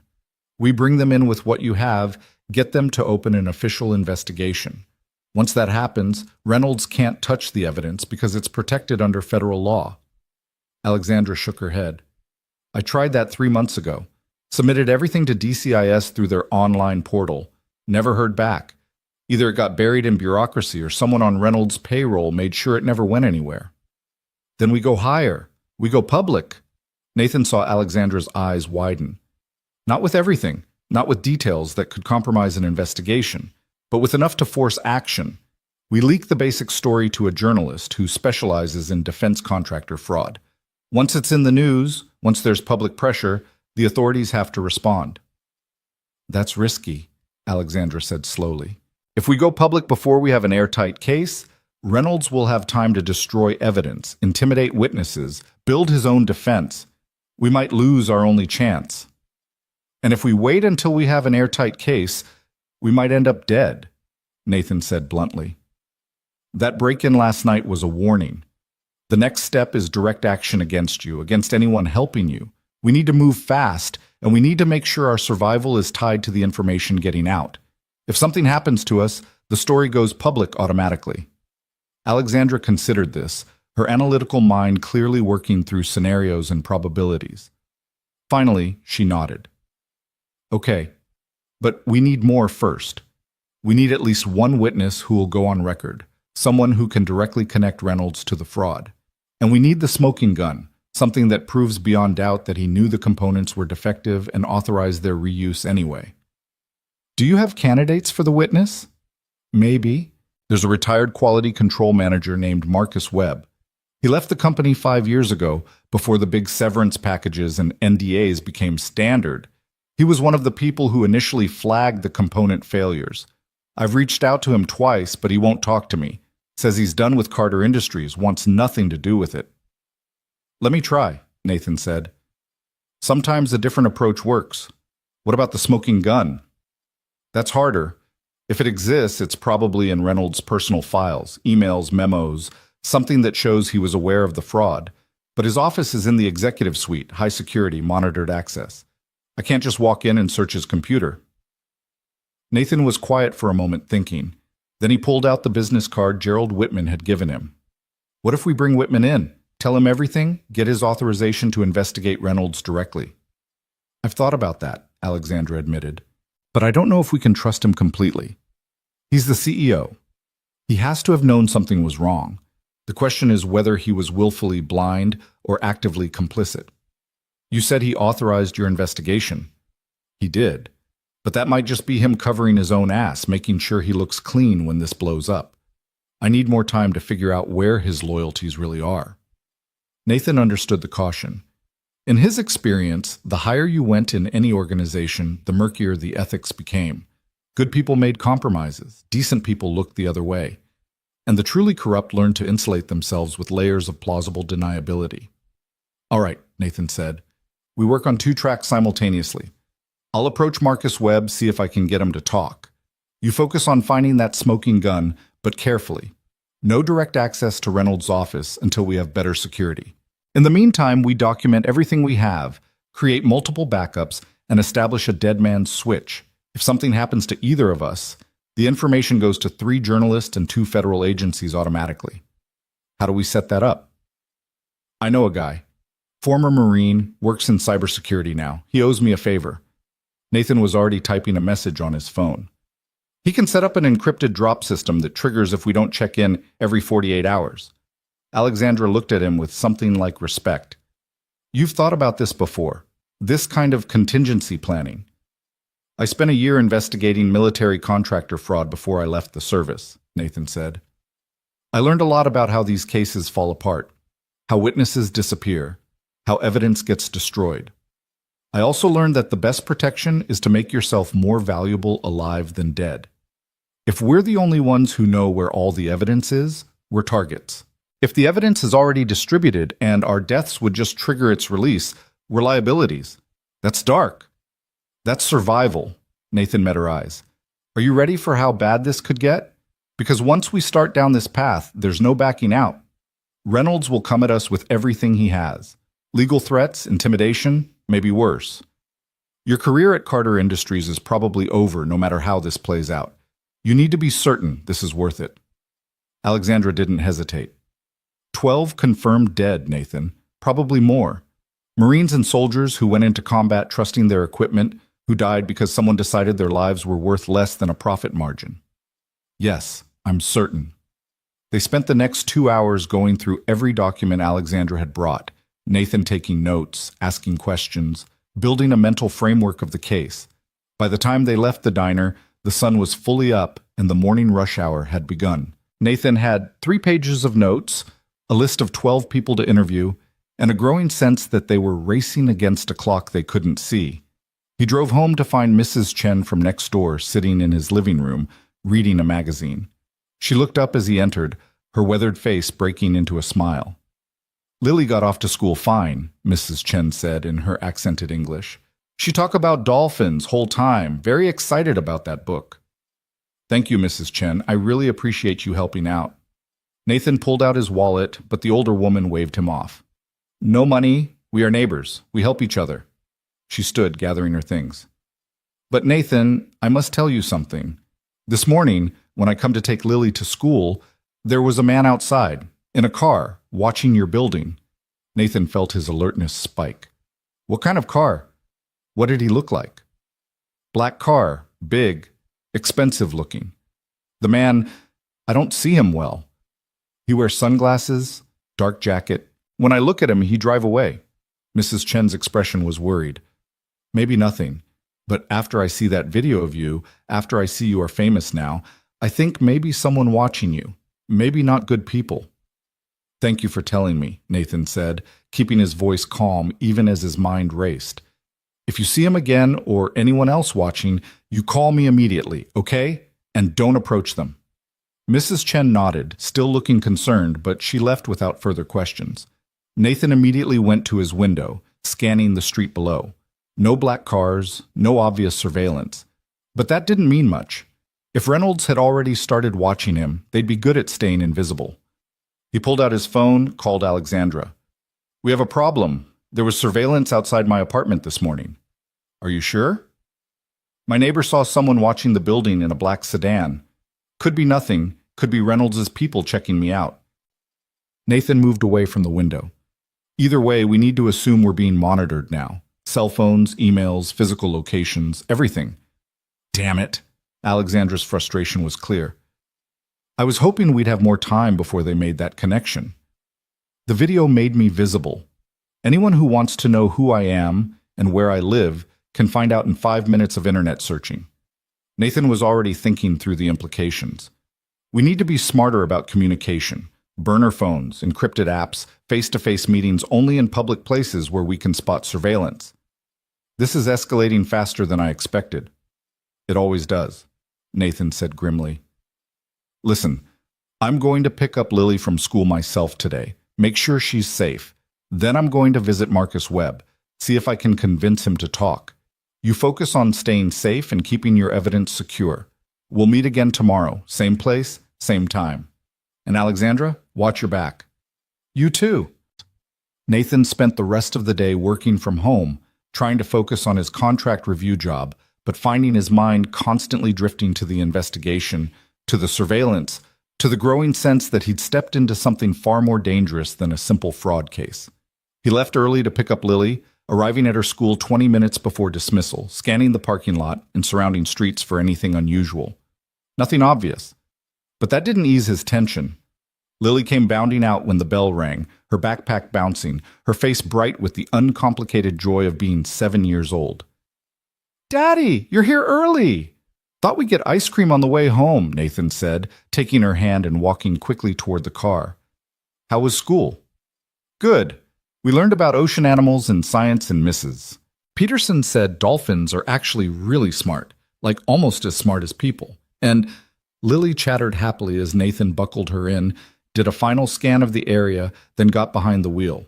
He took a circuitous route home, watching his mirrors for any vehicle that stayed with them too long. Nothing. Maybe Mrs. Chen had been mistaken.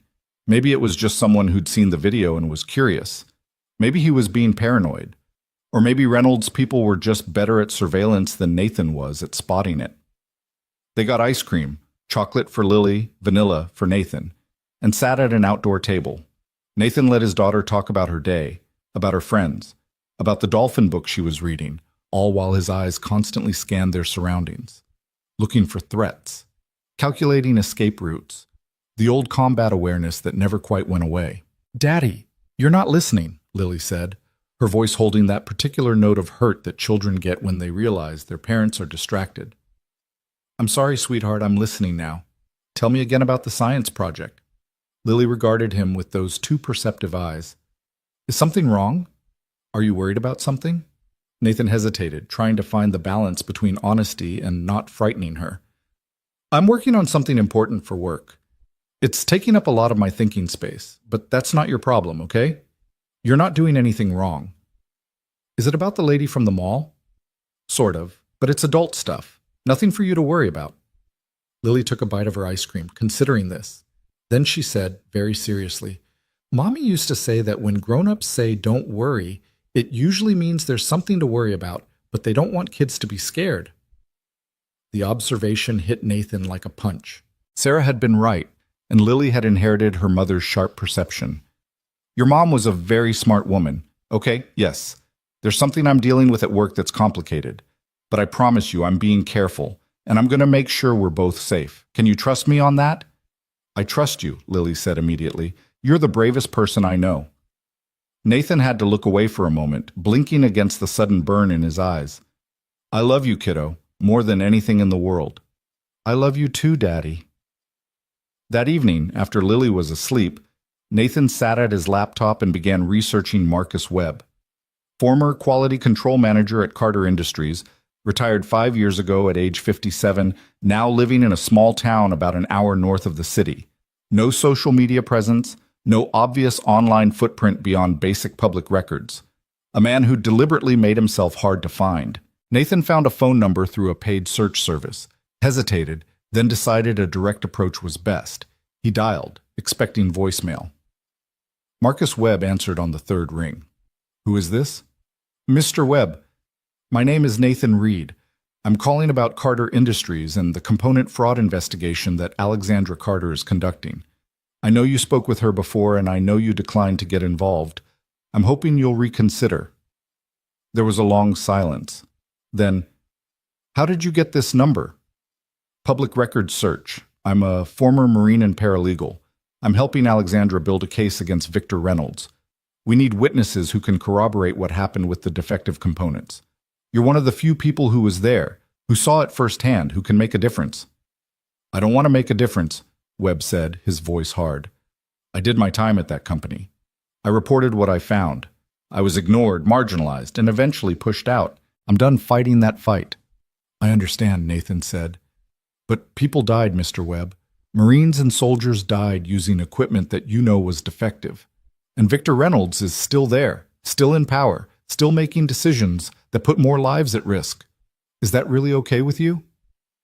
Another long silence. When Webb spoke again, his voice was different, older, more tired. "You think I don't know that? You think I don't think about those Marines every damn day? But I can't help you. I signed a non-disclosure agreement when I left. If I talk, I lose my pension, my health insurance. I'm 62 years old with a wife who has multiple sclerosis. I can't afford to lose those benefits." Nathan's grip on the phone tightened. Another obstacle, another way Reynolds had insulated himself. "What if we could protect you? What if we could get federal authorities to give you immunity, to ensure your benefits were protected?" "You can't guarantee that." "No," Nathan admitted. Nathan bent. "But I can promise you that we're going to pursue this case whether you help us or not. And when it goes public, when the families of those dead Marines find out that people knew about the defective equipment and stayed silent, do you really want to be on that list? Do you want to spend the rest of your life knowing you could have made a difference and chose not to?" The silence stretched so long that Nathan thought Webb had hung up. Then, "Tell me exactly what you need from me." Nathan felt a surge of hope. "Documentation. Anything you kept from your time at Carter Industries that shows Reynolds knew about the component failures. Emails, memos, inspection reports, and eventually, we'll need your sworn testimony about what you witnessed, what you reported, how you were silenced. I don't have much, Webb said slowly. I turned over most of my files when I left, but I kept copies of some things, just in case. Personal insurance, you know? Can we meet, face to face? Not at my house, too close to home. There's a library in Millerton, about halfway between us. I can meet you there tomorrow afternoon, 2 o'clock. I'll be there, Nathan said. Thank you, Mr. Webb. You're doing the right thing. I hope so, Webb said. And he sounded genuinely uncertain, because if this goes wrong, if Reynolds comes after me, I'll lose everything. We won't let that happen. You can't promise that either. Webb hung up. Nathan sat holding his phone, feeling the weight of responsibility settling on his shoulders. He'd just convinced a man to risk his livelihood, his wife's health care, everything he'd built. And Nathan had made promises he couldn't guarantee he'd keep. If this went wrong, Marcus Webb wouldn't be the only casualty. His phone buzzed with a text from his cybersecurity contact. Dead man's switch is set up, encrypted instructions sent to your email. Stay safe, brother. At least that was one thing secured. If something happened to Nathan or Alexandra, the evidence would still get out. It wasn't much protection, but it was something. Nathan was shutting down his laptop when his phone rang again. Alexandra, her voice tight with controlled panic. Nathan, listen to me very carefully. Don't react. Don't make any sudden moves. Just listen. I'm being followed. Black SUV, 2 men inside.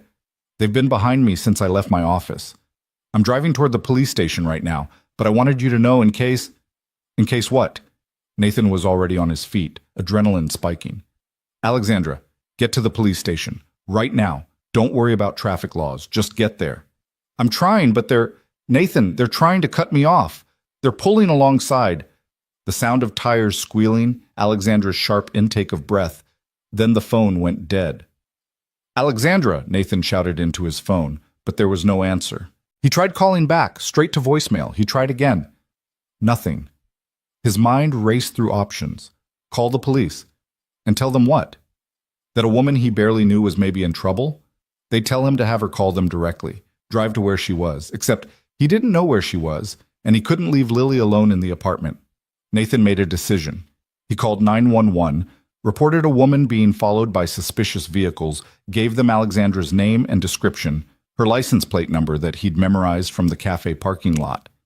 The dispatcher took the information, said they'd send units to look for her, asked Nathan to stay on the line. He hung up instead and called Mrs. Chen. I need your help, he said when she answered. Emergency. Can you come sit with Lily right now? I have to go help someone. Of course. Of course. I come right now. Mrs. Chen arrived within 3 minutes, and Nathan was already at the door with his keys and his jacket. I don't know when I'll be back. If I'm not back by morning, you take Lily to school and then call this number. He handed her Alexandra's business card. Tell them Nathan said code red. They'll know what to do. Nathan, what is happening? I can't explain. Please, just watch Lily. Don't let anyone in except me. Anyone. Understand? Mrs. Chen nodded, her face grave with worry. I understand. Go. Be careful. Nathan ran to his car, dialed Alexandra's number again as he pulled out of the parking lot. Still no answer. He didn't have her home address, didn't know where she'd been when she called. He drove toward downtown, toward the police station she'd mentioned, scanning every street for signs of an accident, a confrontation, anything. His phone rang. Unknown number. Nathan answered immediately. Alexandra? Mr. Reed. The voice was male, calm, cultured. My name is Victor Reynolds. I believe you've been asking questions about me. Nathan's blood went cold. Where is she? Where's Alexandra? Miss Carter is fine, a bit shaken perhaps, but unharmed. I simply wanted to have a conversation with her about the concerning direction of her investigation. Unfortunately, she was uncooperative. Reynolds' voice was pleasant, conversational, as if they were discussing the weather. I'm hoping you'll be more reasonable. Let her go, right now. I will, as soon as we reach an understanding. Nathan could hear the smile in Reynolds' voice. You see, Mr. Reed, you've inserted yourself into a situation you don't fully understand. Ms. Carter has been conducting a misguided investigation based on incomplete information and personal bias. She's making serious accusations that could damage not only my reputation, but the reputation of Carter Industries as a whole. That's not acceptable. What's not acceptable is fraud that kills soldiers, Nathan said, his voice hard. What's not acceptable is covering up defective equipment. What's not acceptable is kidnapping a company executive. Such dramatic language. No one's been kidnapped.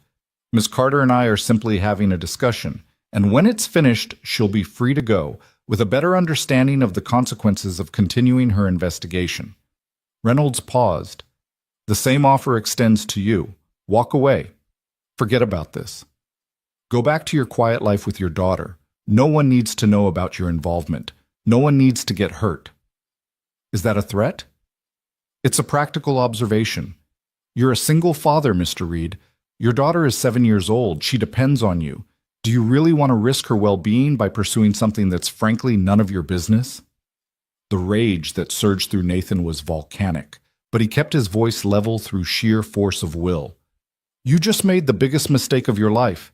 You just threatened my daughter. There's no walking away now. There's no deal we can make. I'm going to destroy you, Reynolds. I'm going to expose every crime you've committed, and I'm going to make sure you spend the rest of your life in a federal prison. Reynolds' laugh was soft, genuinely amused. Bold words from a man with no evidence, no authority, and no protection. But I admire your spirit. It's unfortunate we couldn't reach an arrangement. Give my regards to young Lily. Such a sweet child. I hope nothing unfortunate happens to disrupt her happy life. The line went dead. Nathan pulled over, his hands shaking with fury and fear. Reynolds had just made this personal. He'd mentioned Lily by name. He'd made clear that she was vulnerable, that Reynolds knew where she was, that he could reach her if he wanted. This was no longer just about justice for dead Marines or corporate fraud. This was about protecting his daughter from a monster in an expensive suit. Nathan called the police back, reported a kidnapping, gave them every detail he had. Then he called Gerald Whitman's direct line, which went to voicemail. He left a message. This is Nathan Reed. Victor Reynolds just kidnapped Alexandra Carter. He's threatening my daughter. If you're part of this, if you're protecting him, you're complicit in everything that's about to happen. If you're not, call me back immediately. Then Nathan sat in his car on a quiet street and forced himself to think clearly. Panic wouldn't help. Rage wouldn't help.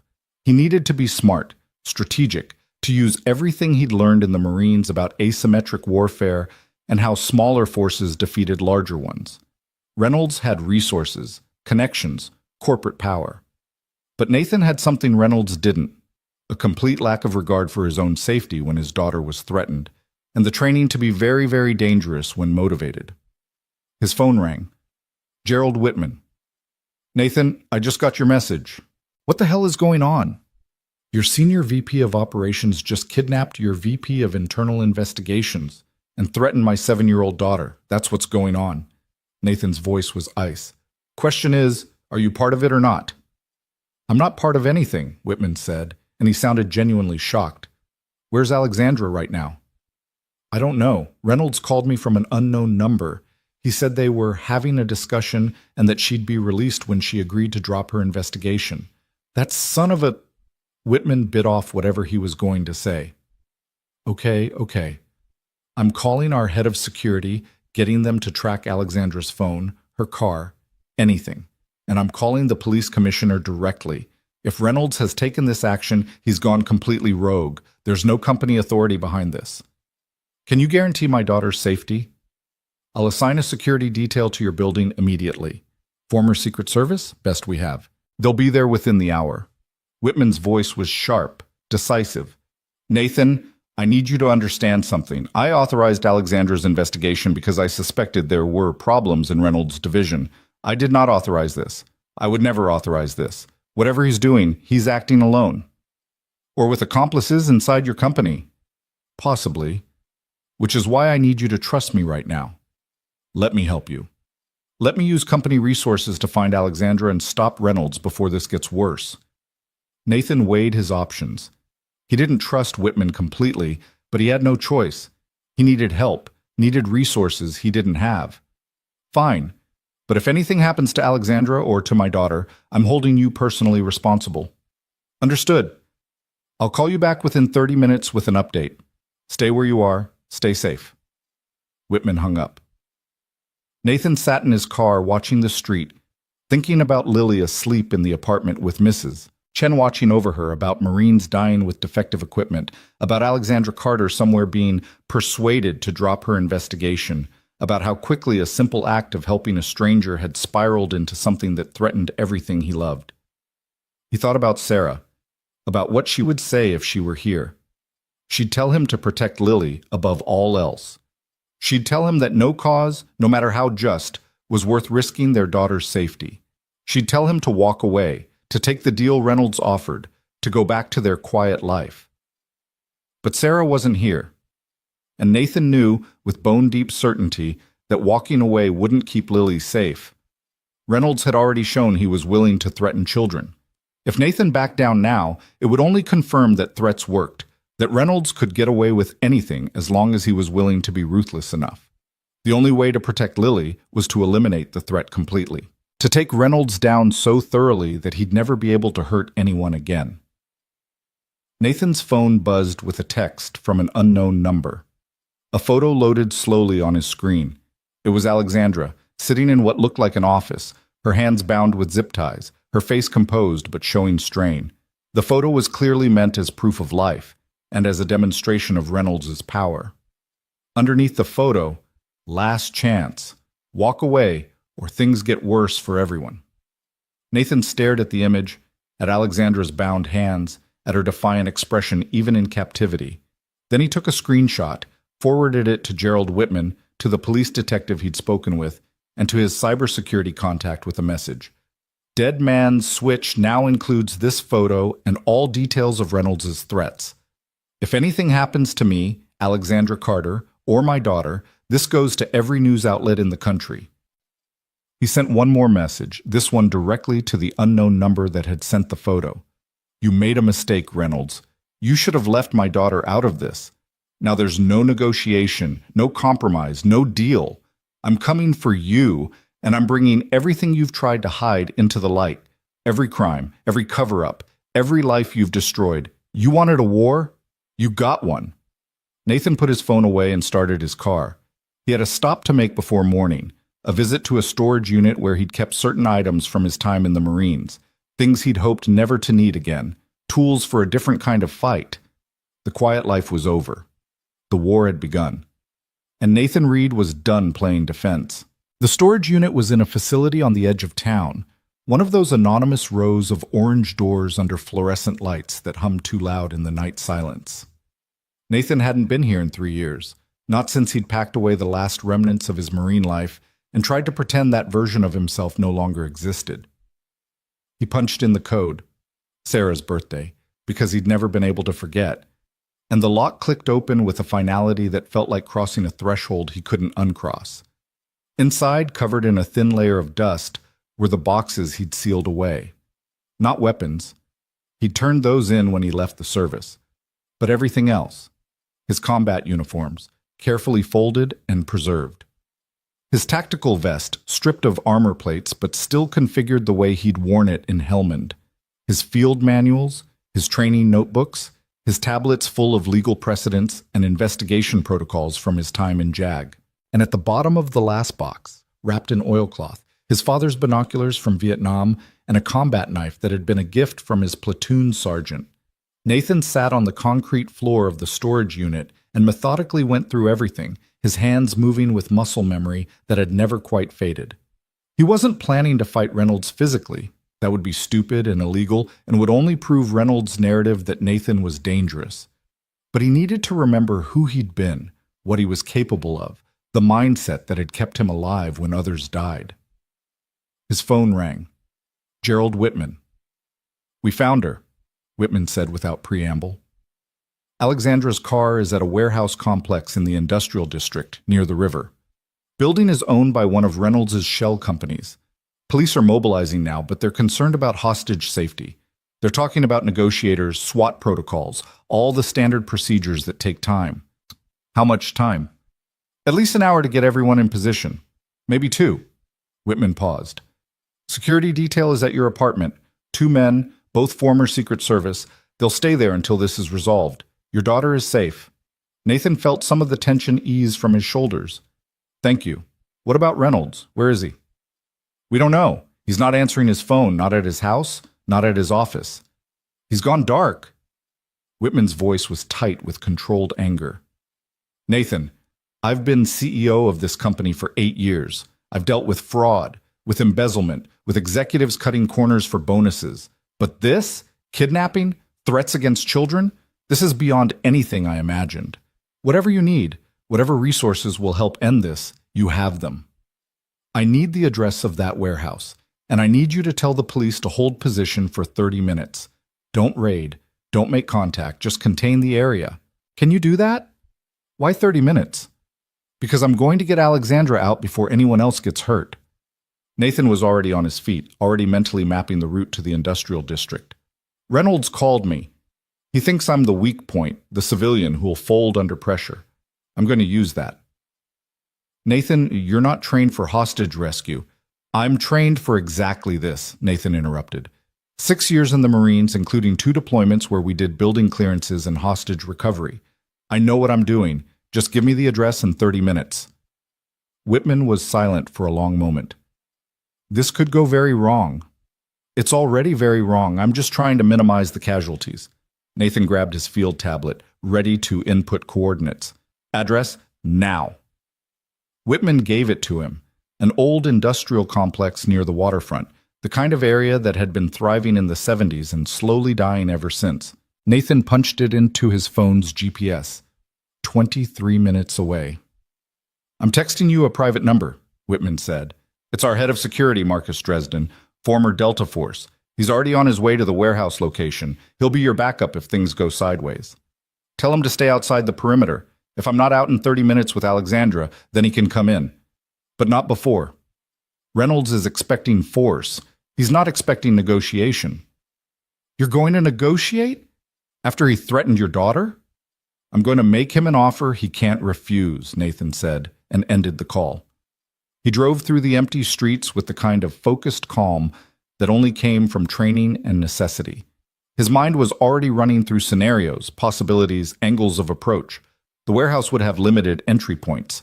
Reynolds would have at least 2 men with him, the ones from the SUV that had forced Alexandra off the road. Possibly more. They'd be armed, probably with handguns, maybe with something heavier. They'd be watching the main entrance, maybe the loading docks. But they wouldn't be expecting someone to walk in the front door and start talking. Nathan pulled up 2 blocks from the warehouse, parking in the shadows between streetlights. He could see police units staging at the far end of the street, lights off, waiting. He sent a quick text to the number Whitman had given him. Read here. I'm going in through the front. Give me 30 minutes. If you hear shots, come running. Otherwise, stay put. The response came immediately. You're insane. Good luck. Nathan checked his watch. 11:47 p.m. He'd give himself until 12:15 to get Alexandra out. After that, all bets were off. He walked toward the warehouse with his hands visible, his phone in one hand with the screen lit, his posture deliberately non-threatening. The building loomed ahead, 5 stories of brick and broken windows, most of it dark except for lights visible on the 3rd floor. A chain-link fence surrounded the property, but the gate hung open, rusted and forgotten. Nathan walked through it and approached the main entrance, a heavy steel door covered in graffiti. He stood directly in front of it, knowing cameras were probably watching, and called the number Reynolds had used earlier. Reynolds answered on the 2nd ring. Mr. Reed, I wasn't expecting to hear from you so soon. Have you reconsidered my offer? I want to talk, face to face. You and me, no weapons, no threats, just a conversation about how we both get what we want. Nathan kept his voice level, reasonable. I'm standing outside your warehouse right now. I'm unarmed. I'm alone. Let me in. And why would I do that? Because you're a smart man, Reynolds. You didn't build your career by being stupid or impulsive. You know that kidnapping a corporate executive is a federal crime. You know the police are probably already looking for Alexandra. You know that holding her much longer increases your exposure exponentially. Nathan paused, letting that sink in. But you also know that if I agree to walk away, if I convince Alexandra to drop her investigation, you might still salvage this situation. So let me in. Let's talk like rational adults. The silence stretched. Nathan could almost hear Reynolds' mind working, weighing risks and benefits, calculating odds. Finally, come to the third floor, take the stairs on the east side of the building. Walk slowly, keep your hands visible. If you're armed, if there's anyone with you, Ms. Carter will pay the price. Am I clear? Crystal clear, Nathan said, and the line went dead. The steel door buzzed and clicked open. Nathan pushed through into darkness that smelled of oil and rust and years of abandonment. His eyes adjusted slowly to the dim emergency lighting that provided just enough illumination to navigate. The east stairwell was exactly where Reynolds said it would be, a concrete shaft with metal stairs that rang hollowly under Nathan's feet as he climbed. Third floor. A hallway lit by temporary work lights strung along the ceiling, leading to a door at the far end. Nathan walked toward it, his heart rate elevated but controlled, adrenaline sharpening his senses. He was aware of every sound, every shadow, every possible ambush point. The door opened before he reached it. A man stepped out. One of the ones from the SUV, Nathan guessed. Thick build, close-cropped hair, the kind of guy who'd done security work long enough to be casual about violence. He held a pistol loosely at his side. "Arms up," the man said. Nathan complied, and the man patted him down efficiently, professionally. "He's clean," the man called back into the room, then gestured with the pistol. "Inside." Nathan walked into what had once been an office suite, now mostly empty except for some folding chairs and temporary lighting. Alexandra sat in one of the chairs, her hands still zip-tied, but otherwise appearing unharmed. Her eyes met Nathan's, and he saw a flash of something, relief, worry, warning. He gave her the smallest nod, then turned his attention to the man standing by the window. Victor Reynolds looked exactly like his photographs. Silver hair, expensive suit despite the late hour, the kind of polished confidence that came from decades of corporate success. He regarded Nathan with curious interest, like a scientist examining an unexpected specimen. "Mr. Reed," Reynolds said, his voice smooth and cultured, "I have to admit, I'm impressed by your courage. Walking in here alone, knowing what you know, that takes a certain recklessness or stupidity. I haven't decided which." "It's called principles," Nathan said. "Something you wouldn't understand. Where are we on the conversation about everyone getting what they want?" Reynolds smiled thinly. "Direct. I appreciate that. Very well. Here's what I want. Ms. Carter drops her investigation immediately, signs a document acknowledging that her allegations were baseless and motivated by personal animus, and returns all materials she's collected to me for destruction. You, Mr. Reed, forget you ever heard the name Victor Reynolds and go back to your quiet life. In exchange, everyone walks away unharmed. No charges filed, no revenge pursued. Clean break. And if we refuse? Then things become significantly more unpleasant, for both of you, and for certain third parties." Reynolds let that hang in the air. "I believe I mentioned your daughter earlier. Lily, yes? Sweet child. It would be unfortunate if her life became complicated by her father's poor choices." Nathan felt the rage surge again but kept it locked down, controlled, useful. "You made a mistake bringing her into this. A big mistake. Because now there's no scenario where you walk away clean. You've committed kidnapping, extortion, and threatening harm to a minor. Those are federal crimes, Reynolds. Even if we agreed to your terms, even if we destroyed every piece of evidence, those crimes still happened, and I'm not the only one who knows about them." "Ah, yes, your dead man's switch," Reynolds waved dismissively. "An interesting precaution, but ultimately meaningless. By the time any information gets released, I'll be in a country with no extradition treaty, living very comfortably on accounts you'll never find. You're not the first person to threaten me, Mr. Reed, and you won't be the last. The difference is, I always win. Always." "You won't this time," Alexandra said, speaking for the first time, her voice hoarse but firm. "I sent copies of everything to the Defense Criminal Investigative Service 3 hours ago, not through normal channels, directly to the assistant director, someone I know personally from my time at the Pentagon. By now, federal agents are already executing search warrants on your office, your home, all your known properties. This warehouse is probably surrounded. It's over, Victor. The only question now is how much worse you want to make it for yourself." Reynolds' expression shifted, surprise flashing across his features before he controlled it. You're bluffing. You would have told me if you'd gone to DCIS. Why would I tell you anything? Alexandra's smile was cold. I'm not an amateur, Victor. I've been investigating fraud for 15 years. You think I'd conduct a 6-month investigation without eventually bringing in federal authorities? I just had to wait until I had enough evidence that they'd take it seriously. Nathan showing up, the break-in, your kidnapping stunt, that accelerated my timeline. But the wheels were already in motion. Nathan watched Reynolds process this, saw the calculations happening behind those cold eyes. If Alexandra was telling the truth, and Nathan suspected she was, then Reynolds' endgame had just collapsed. No clean exit, no escape to a non-extradition country, no buying his way out of federal charges. Last chance, Nathan said quietly. You let us walk out of here right now, you surrender to the police peacefully, and you cooperate fully with the federal investigation. Do that, and maybe you get a deal. Maybe you serve 10 years instead of 20. Fight this, hurt anyone else, and I personally guarantee you'll spend the rest of your life in a maximum security federal prison. Your choice. Reynolds laughed, but it was a bitter sound, empty of real humor. You think I'm afraid of prison? You think I'm going to just surrender because some former Marine and an overzealous investigator think they've got me cornered?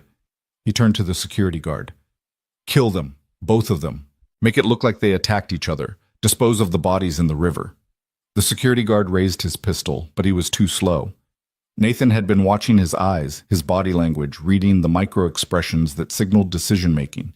He moved before the gun fully leveled, crossing the distance in 3 quick steps, his hand snapping out to catch the guard's wrist and redirect the weapon's aim. The pistol fired, deafeningly loud in the enclosed space, but the bullet went wide, punching into the ceiling. Nathan drove his elbow into the guard's throat, heard the wet choke as the man's windpipe collapsed, then wrenched the pistol free as the guard dropped to his knees, gasping. The whole thing took maybe 3 seconds. Nathan spun toward Reynolds, the pistol now aimed at the executive's chest. Don't move. Don't even breathe wrong. Reynolds had frozen, his hands raised slightly, his face showing genuine fear for the first time. You can't shoot me. That's murder. They'll crucify you. Self-defense, Nathan corrected, his voice deadly calm. You ordered your man to kill us. Everyone heard it. There are probably a dozen microphones recording this conversation right now. He raised his voice slightly. Isn't that right, Dresden? A new voice came from the doorway. A man in tactical gear, rifle raised, badge visible on his vest. Former Delta Force, current head of security for Carter Industries, now working with DCIS.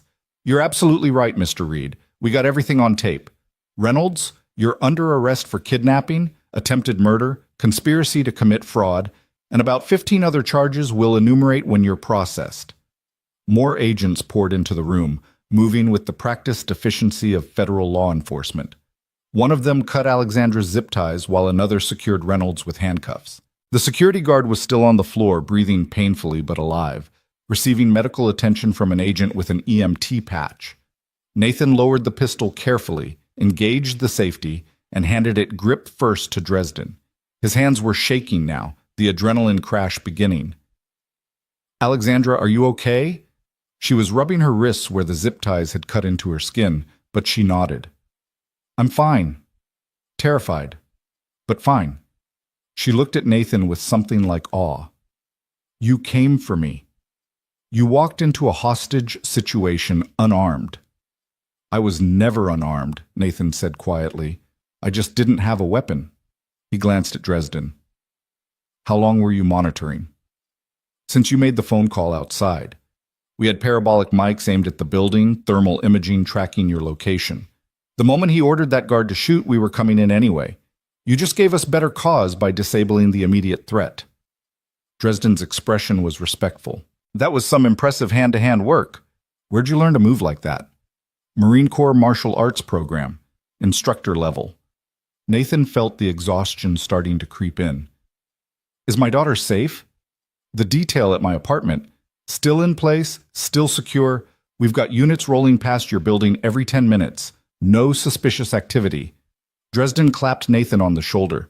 You did good tonight, Reed. Most civilians would have folded when Reynolds threatened the kid. You turned it into leverage. He made it personal, Nathan said simply. That was his mistake.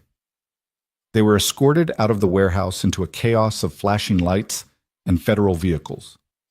Nathan counted at least a dozen agencies represented: FBI, DCIS, state police, city police, even representatives from the Inspector General's office. The investigation had clearly escalated far beyond what he'd imagined. Gerald Whitman was there, standing by a black sedan, looking older and more tired than he had that afternoon. He walked over as Nathan and Alexandra emerged. "Thank God," Whitman said, and he sounded genuinely relieved. "When Dresden said you'd gone in alone, I thought—" He shook his head. "Never mind. You're both safe. That's what matters." "What happens now?" Alexandra asked. "To the company? To the investigation?" DCIS has full access to everything. Every file, every database, every employee they want to interview. The board has already voted to suspend Reynolds pending the outcome of the criminal investigation. I'm implementing a complete audit of all procurement and quality control processes. Whitman met her eyes. "Your investigation was right, Alexandra. Everything you suspected and more. We found preliminary evidence of fraud going back at least 7 years. Millions in stolen funds, dozens of compromised contracts. It's going to take months to untangle." "The Marines who died," Nathan said. "The families who lost people because of defective equipment. What about them?" "Compensation. Apologies. Whatever justice we can provide."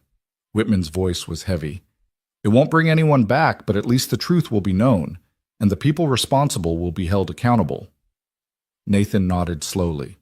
It wasn't enough. It would never be enough. But it was something.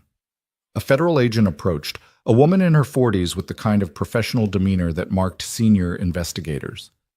"Mr. Reed, I'm Assistant Director Patricia Vance, DCIS. I need to get statements from both you and Ms. Carter. Tonight, if possible, while everything's fresh." "Of course," Nathan said. Then, to Whitman, "Can you make sure the security detail stays at my apartment until I get home? And let them know I'm fine so Lily doesn't wake up to find strangers and think something's wrong?" "Already done. Take your time. Your daughter is completely safe." The statements took 3 hours, going over every detail of the past 2 days. The mall incident, the cafe meeting, the investigation revelations, the threats, the standoff. Nathan recounted it all with the precision of someone trained in legal documentation, leaving nothing out, adding nothing that wasn't strictly factual. It was almost 3 in the morning when he finally got back to his apartment. The security detail, 2 serious men in dark suits, greeted him with professional nods and confirmed that everything had been quiet. Mrs. Chen had left around midnight after Whitman's people arrived, but she'd left a note. "So glad you are safe. Lily sleeps like angel. Come for tea tomorrow. You tell me everything." Nathan checked on Lily, who was indeed sleeping peacefully. Her dolphin book on the nightstand, her stuffed animals arranged around her in their usual protective circle. He stood watching her breathe, feeling the overwhelming wash of relief and love and gratitude that she was safe, that he'd protected her, that the nightmare was finally over. He collapsed on his own bed, still fully clothed, and fell into a sleep so deep it felt like drowning. Morning came with Lily's voice calling from her room. Nathan dragged himself awake, every muscle protesting, his hand still showing the bruises from the fight with the security guard. He pulled on a sweatshirt to hide the worst of it and went to get his daughter ready for school.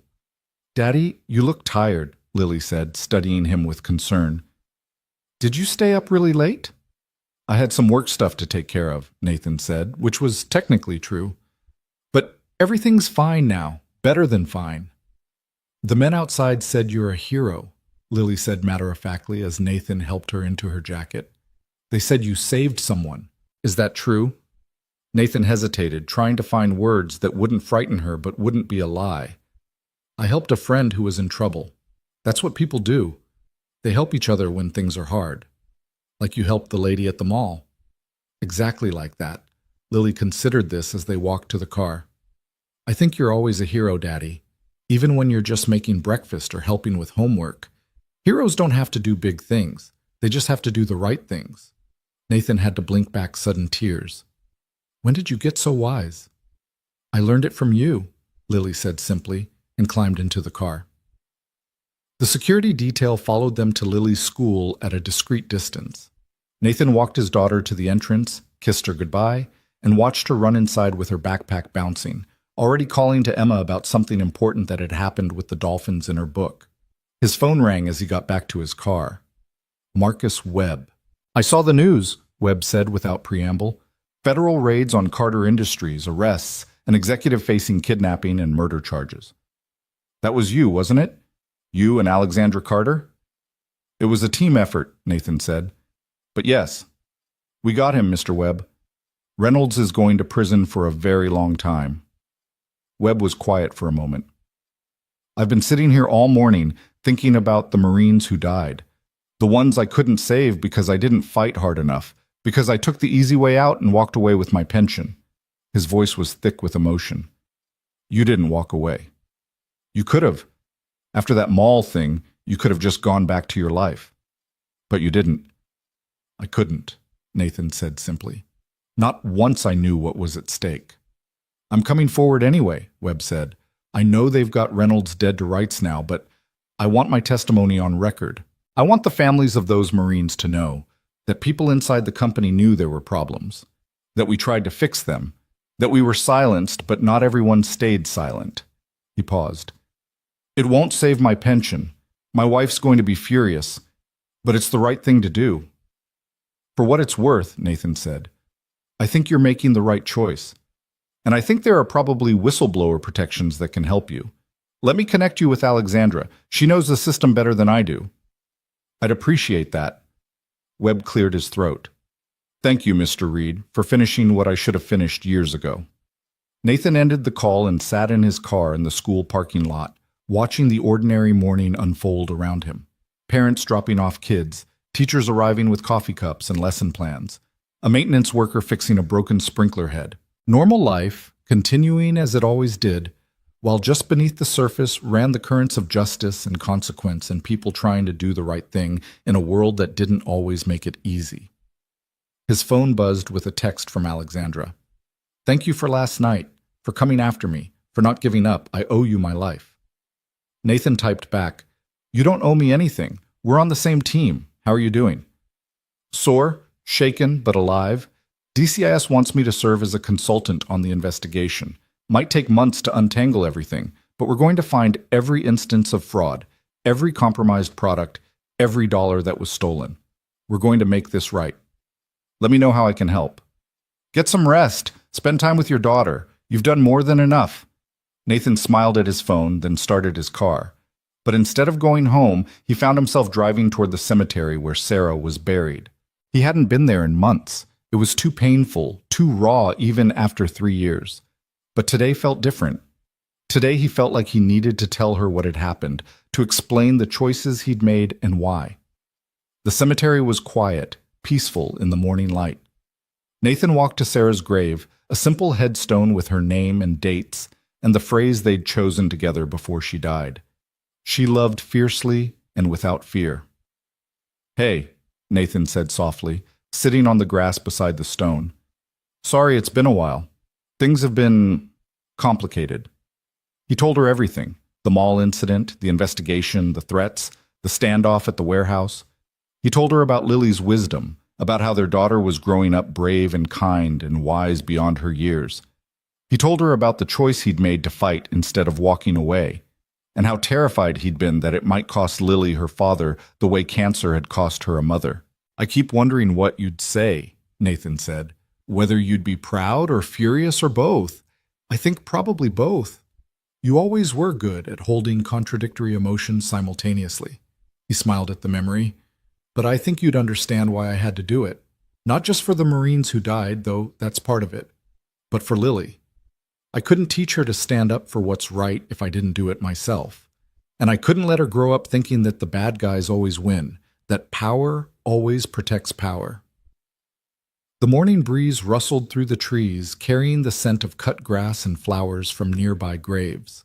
Nathan sat for a long time in the quiet, feeling closer to Sarah than he had in months. "I miss you," he finally said, "every single day.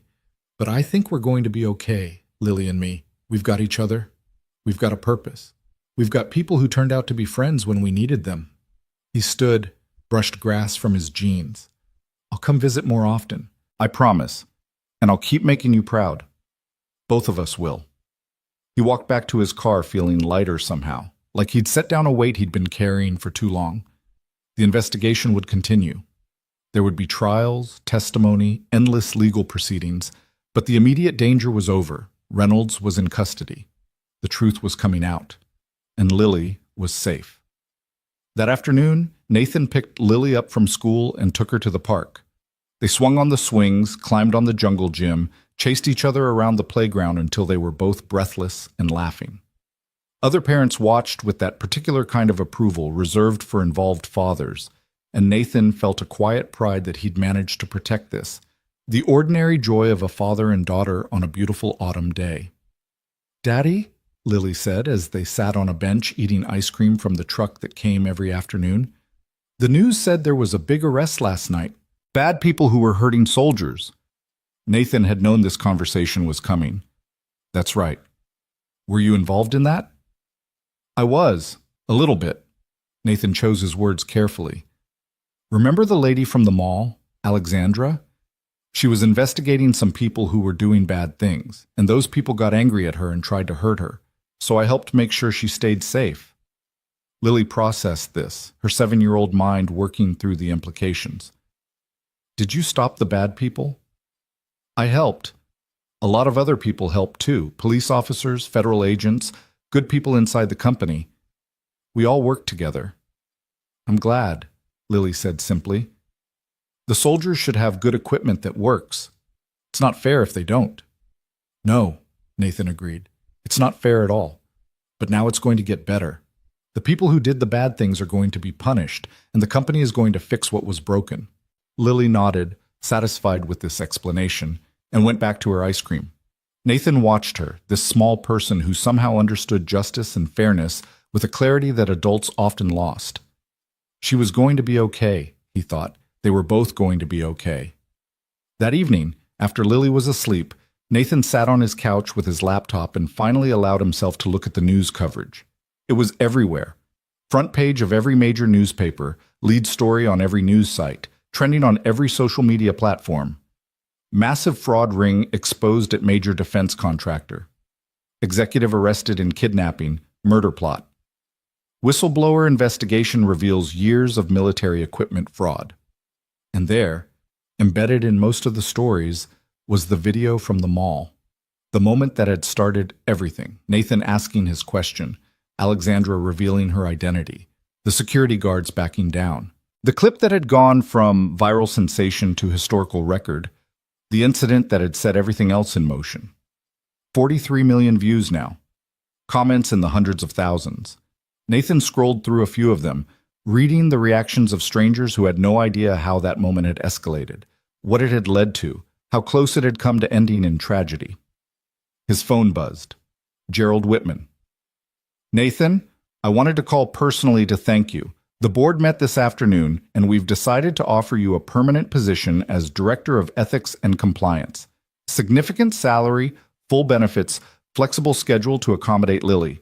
We need people like you, people who won't compromise, who will stand up even when it's dangerous." Whitman paused. "Take some time to think about it. No pressure. But the offer stands for as long as you need." Nathan thanked him, promised to consider it, and ended the call. It was a good offer, possibly a great one. It would mean financial security, meaningful work, a chance to actually make a difference in how defense contractors operated. But it would also mean going back into that world, being constantly immersed in the kind of fraud and corruption and moral compromise that had driven him out the first time. He'd think about it, discuss it with Lily, in age-appropriate terms. Talk it through with Alexandra, get her perspective. But for tonight, he was just going to sit in his quiet apartment and appreciate the fact that everyone he loved was safe, that justice was being served, and that sometimes, not always, but sometimes, doing the right thing actually worked. His phone buzzed one more time. Alexandra sending a photo. It was a picture of her at home, bruised and exhausted but smiling, holding a glass of wine and giving the camera a thumbs up. The caption read, "To asking the right questions at the right time. Thank you for being the person who did." But Nathan smiled and sent back, "To people who stand their ground even when surrounded. Couldn't have done it without you." He set his phone down and looked around his small apartment. The worn furniture, the photos of Sarah, Lily's artwork on the refrigerator, all the ordinary evidence of their ordinary life. A life that had been anything but ordinary for the past few days. A life that had been threatened and defended and ultimately preserved. Outside, the security detail's car was still parked on the street, keeping watch. By tomorrow or the next day, they'd be gone. Their protection no longer necessary. The immediate danger had passed. But Nathan knew he'd never be quite the same person he'd been before he asked that question in the mall. He'd stepped back into the fight he'd walked away from 6 years ago, and this time he'd seen it through to the end. Reynolds was facing decades in federal prison. The fraud ring was being dismantled. The families of fallen soldiers would get answers, compensation, apologies. The system would be reformed. And Nathan Reed, single father and former Marine, had been part of making it happen. It wasn't the quiet life he'd planned. It wasn't the safe, ordinary existence he'd tried to build for himself and Lily. But maybe that life had never been possible anyway. Maybe some people were built to fight, to stand up, to refuse to look away when injustice was right in front of them. Maybe the question wasn't whether to fight, but what to fight for. And Nathan had his answer. For truth, for justice. For the people who couldn't fight for themselves. For the Marines who died using defective equipment. For the soldiers who'd come home with wounds that could have been prevented. For his daughter, who needed to grow up in a world where doing the right thing mattered. For all of them, he'd asked one simple question that changed everything. Do you consent? The world had answered no. And together, they'd made that answer mean something. Nathan woke the next morning to find his phone flooded with messages. The story had exploded overnight in ways he hadn't anticipated. Major news networks were calling it the biggest defense contractor scandal in a decade. Congressional committees were announcing investigations. Veterans organizations were demanding accountability. And at the center of it all, somehow, was the video from the mall, a moment of ordinary courage that had become the symbol for everything that followed. He made coffee and checked on Lily, who was still sleeping peacefully, her dolphin book clutched against her chest, even in dreams. The security detail's car was still outside, a black sedan with tinted windows that looked conspicuously out of place in their modest neighborhood. Nathan appreciated their presence, but also felt the weight of it, the reminder that his life had fundamentally changed, that he'd crossed a line from civilian obscurity into something more complicated and dangerous. His phone rang. Alexandra, her voice tight with barely controlled excitement. Nathan, you need to see this.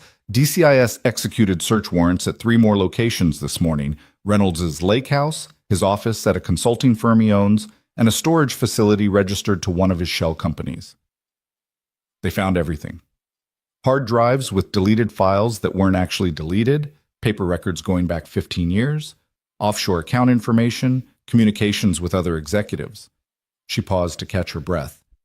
This isn't just about the component fraud anymore.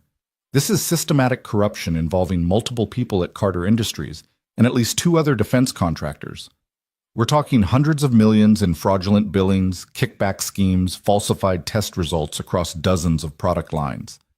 Nathan felt something cold settle in his stomach. How many lives potentially affected? Thousands, maybe tens of thousands. Equipment that went to Iraq, Afghanistan, Syria, training facilities, stateside. Radio systems, protective gear, vehicle components, weapons accessories. If it could be manufactured cheaply and billed as premium quality, Reynolds and his network touched it. Alexandra's voice dropped. The preliminary casualty analysis is devastating, Nathan.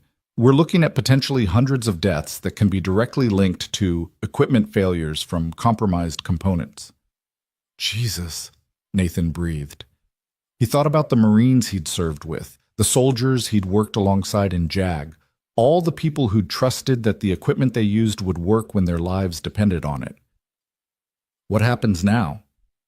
DCIS is expanding the investigation to include the FBI's Public Corruption Unit and the Department of Justice.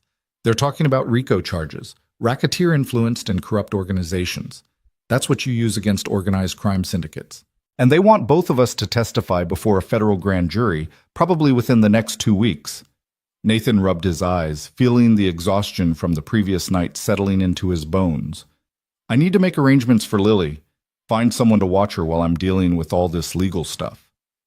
Gerald Whitman mentioned that the company is prepared to provide support services, childcare, security, legal representation if you need it. He's trying to make amends, I think. He feels responsible for not catching Reynolds sooner. Alexandra hesitated. Nathan, there's something else. The families of the fallen Marines from the body armor case, the one you worked on 6 years ago, they've started reaching out to DCIS. They want to reopen that investigation. They want to know if you'll help them. Nathan was quiet for a long moment, thinking about the case that had driven him from the Marines, the one that had haunted him for 6 years. That case was settled. Sealed records, non-disclosure agreements, financial compensation. Reopening it would be complicated. But not impossible.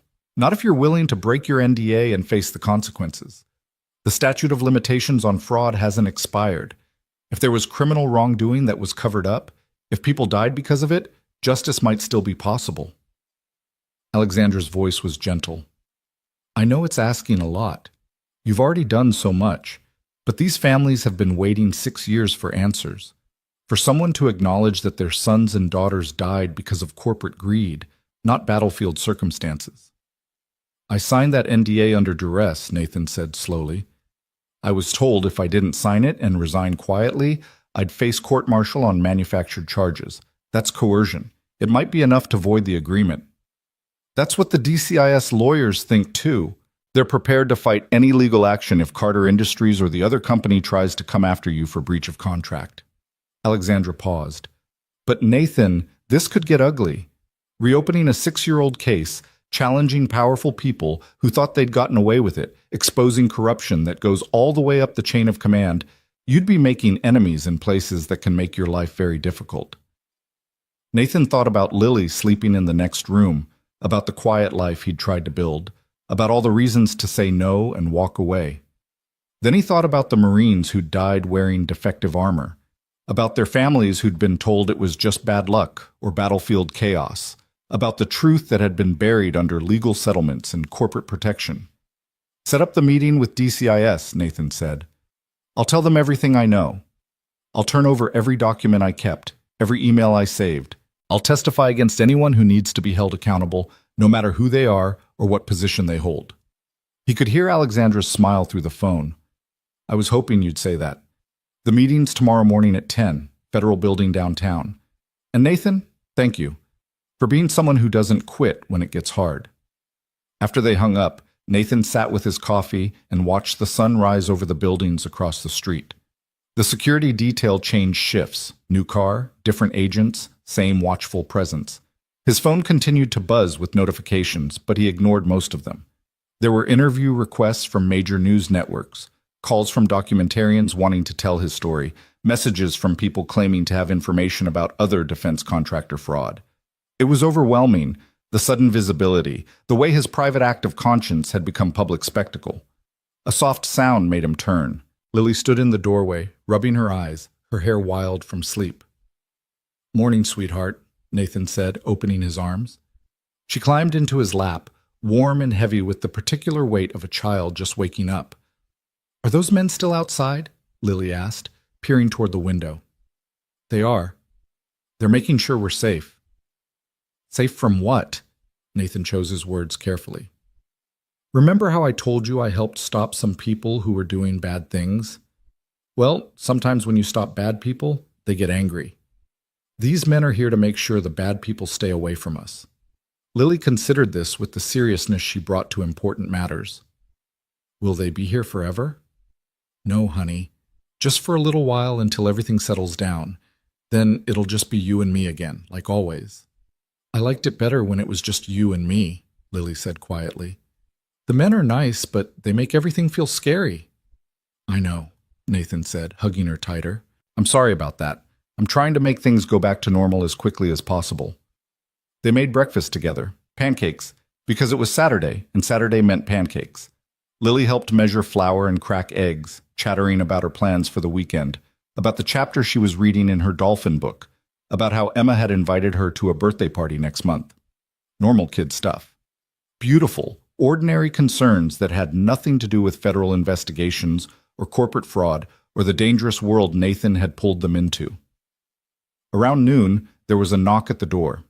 Nathan checked the peephole, one of the security agents holding a large manila envelope. He opened the door cautiously. Mr. Reed, this was just delivered by courier. Required your signature. The agent handed him a tablet for electronic signing, then passed over the envelope.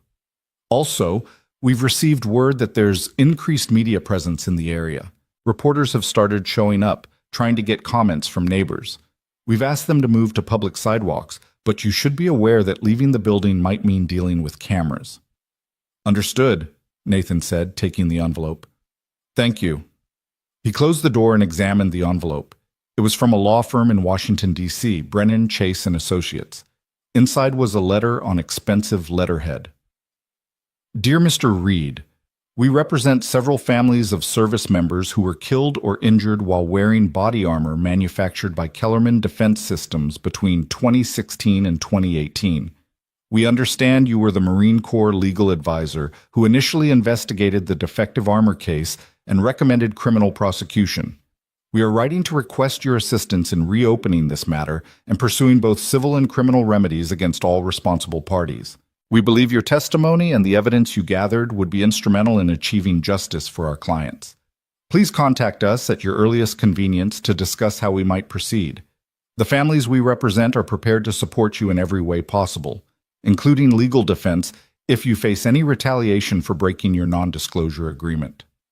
The letter went on for 2 more pages, outlining the legal strategy, the families involved, the potential charges that could be filed. Nathan read it twice, his hands shaking slightly by the time he finished. This wasn't just about Reynolds anymore.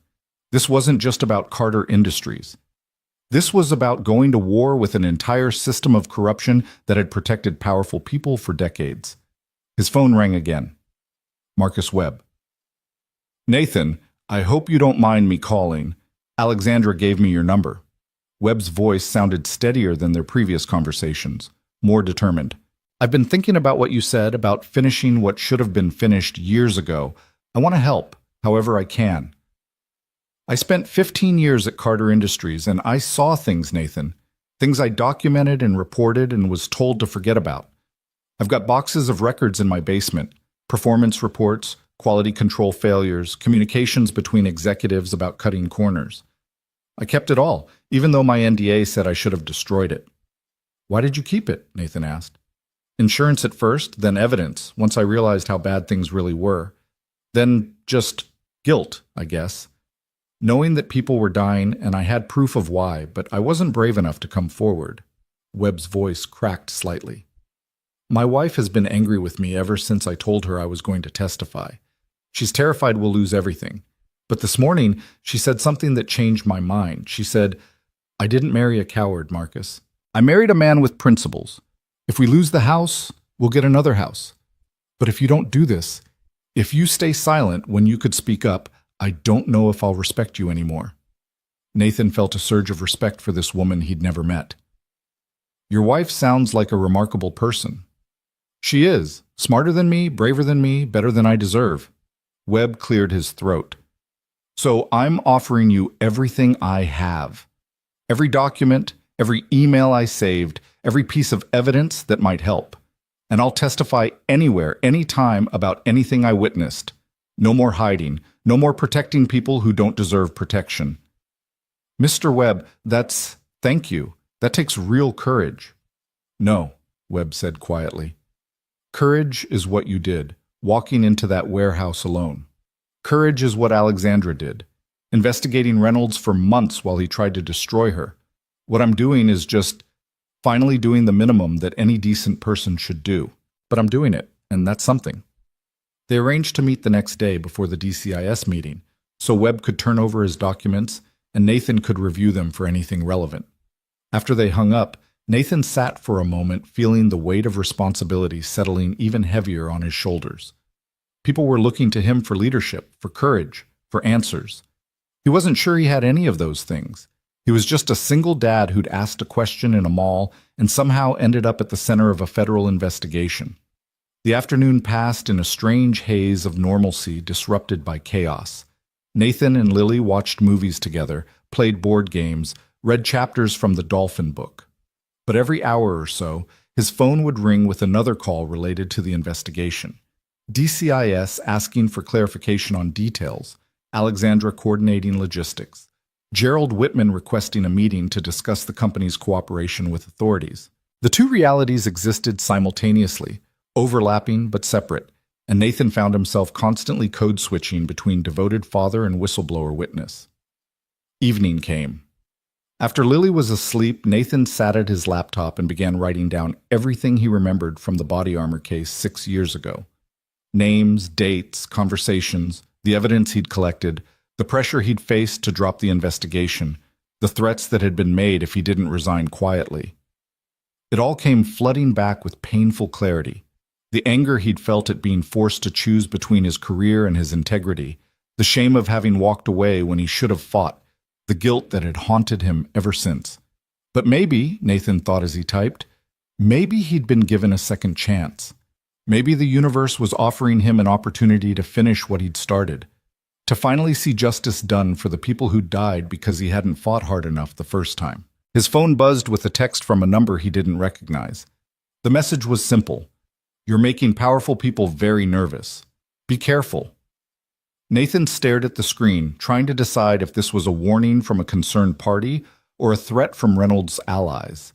He forwarded it to the DCIS agent he'd been coordinating with, then added the number to his blocked list. There would be more messages like this, he knew.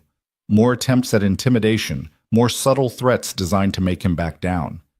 They wouldn't work. Nathan had spent 6 years regretting his decision to walk away from a fight that mattered. He wasn't going to make that mistake again. The next morning, Nathan drove to meet Marcus Webb at a coffee shop across town, the security detail following at a discreet distance. Webb was already there, sitting in a corner booth with 2 large boxes on the seat beside him. He looked older than his 62 years, worn down by years of carrying secrets and guilt. "Mr. Reed," Webb said, standing to shake Nathan's hand. His grip was firm, despite the tremor Nathan could feel. "Thank you for coming." "Thank you for trusting me with this," Nathan replied, sliding into the booth. "What do you have?" Webb opened the first box, revealing stacks of documents organized in labeled folders. "This is everything from my time in quality control at Carter Industries. Performance reports showing failure rates that exceeded acceptable parameters. Communications between me and my supervisors about components that should have been flagged for review but were approved anyway. Emails from Reynolds and other executives discussing ways to reduce costs even if it meant relaxing quality standards." He pulled out a folder marked Radio Components 2019 to 2022 and handed it to Nathan. "This is the smoking gun for the current case. I documented every instance where returned components were sent to that Apex Technical Solutions subsidiary instead of being destroyed or returned to manufacturers. I tracked serial numbers, compared them to purchase orders for new components, and found matches in over 60% of cases." Nathan flipped through the documents, his trained legal eye immediately recognizing their significance. This wasn't circumstantial evidence or suspicious patterns. This was direct proof of systematic fraud. Serial numbers that showed up first as warranty returns, then months later as new purchases. Quality control reports that had been altered between the original submission and the final version that went into official records. Email chains discussing the financial benefits of recycling components rather than properly disposing of them. "This is incredible," Nathan said. "This proves everything Alexandra suspected, and more. Why didn't you come forward with this years ago?" Webb's expression was pained. Fear, cowardice, rationalization. "I told myself that I'd tried to fix things through proper channels, that it wasn't my responsibility once I'd reported it to my superiors. I told myself that my pension was more important than abstract notions of justice, that my wife's healthcare needs justified staying silent." He met Nathan's eyes. "I was wrong about all of it. Those weren't reasons, they were excuses. And they let me sleep at night while people died using equipment I knew was defective." "You're coming forward now," Nathan said. "That takes courage." "It takes necessity," Webb corrected. "I can't live with myself anymore if I don't do this. My wife made me see that." He opened the second box. "This is older material from the body armor case you worked on. I wasn't directly involved, but I heard things, saw documents that crossed my desk, had conversations with people who were involved. I documented what I could because even then, I suspected there was a cover-up happening." Nathan's pulse quickened as he examined the second box. There were internal memos discussing test results that showed the armor plates cracking under standard load conditions. Communications between Kellerman Defense Systems and Carter Industries about ways to obscure the connection between the companies during the investigation. Financial records showing payments that looked suspiciously like hush money to testing facility employees. "This is gold," Nathan breathed. "This could reopen the entire case, void the settlement agreements, put people in prison who thought they'd gotten away clean." "That's what I'm hoping," Webb said. "I've lived with the guilt of that case for years, knowing that Marines died and I stayed quiet because I was afraid of losing my job. Well, I'm retired now.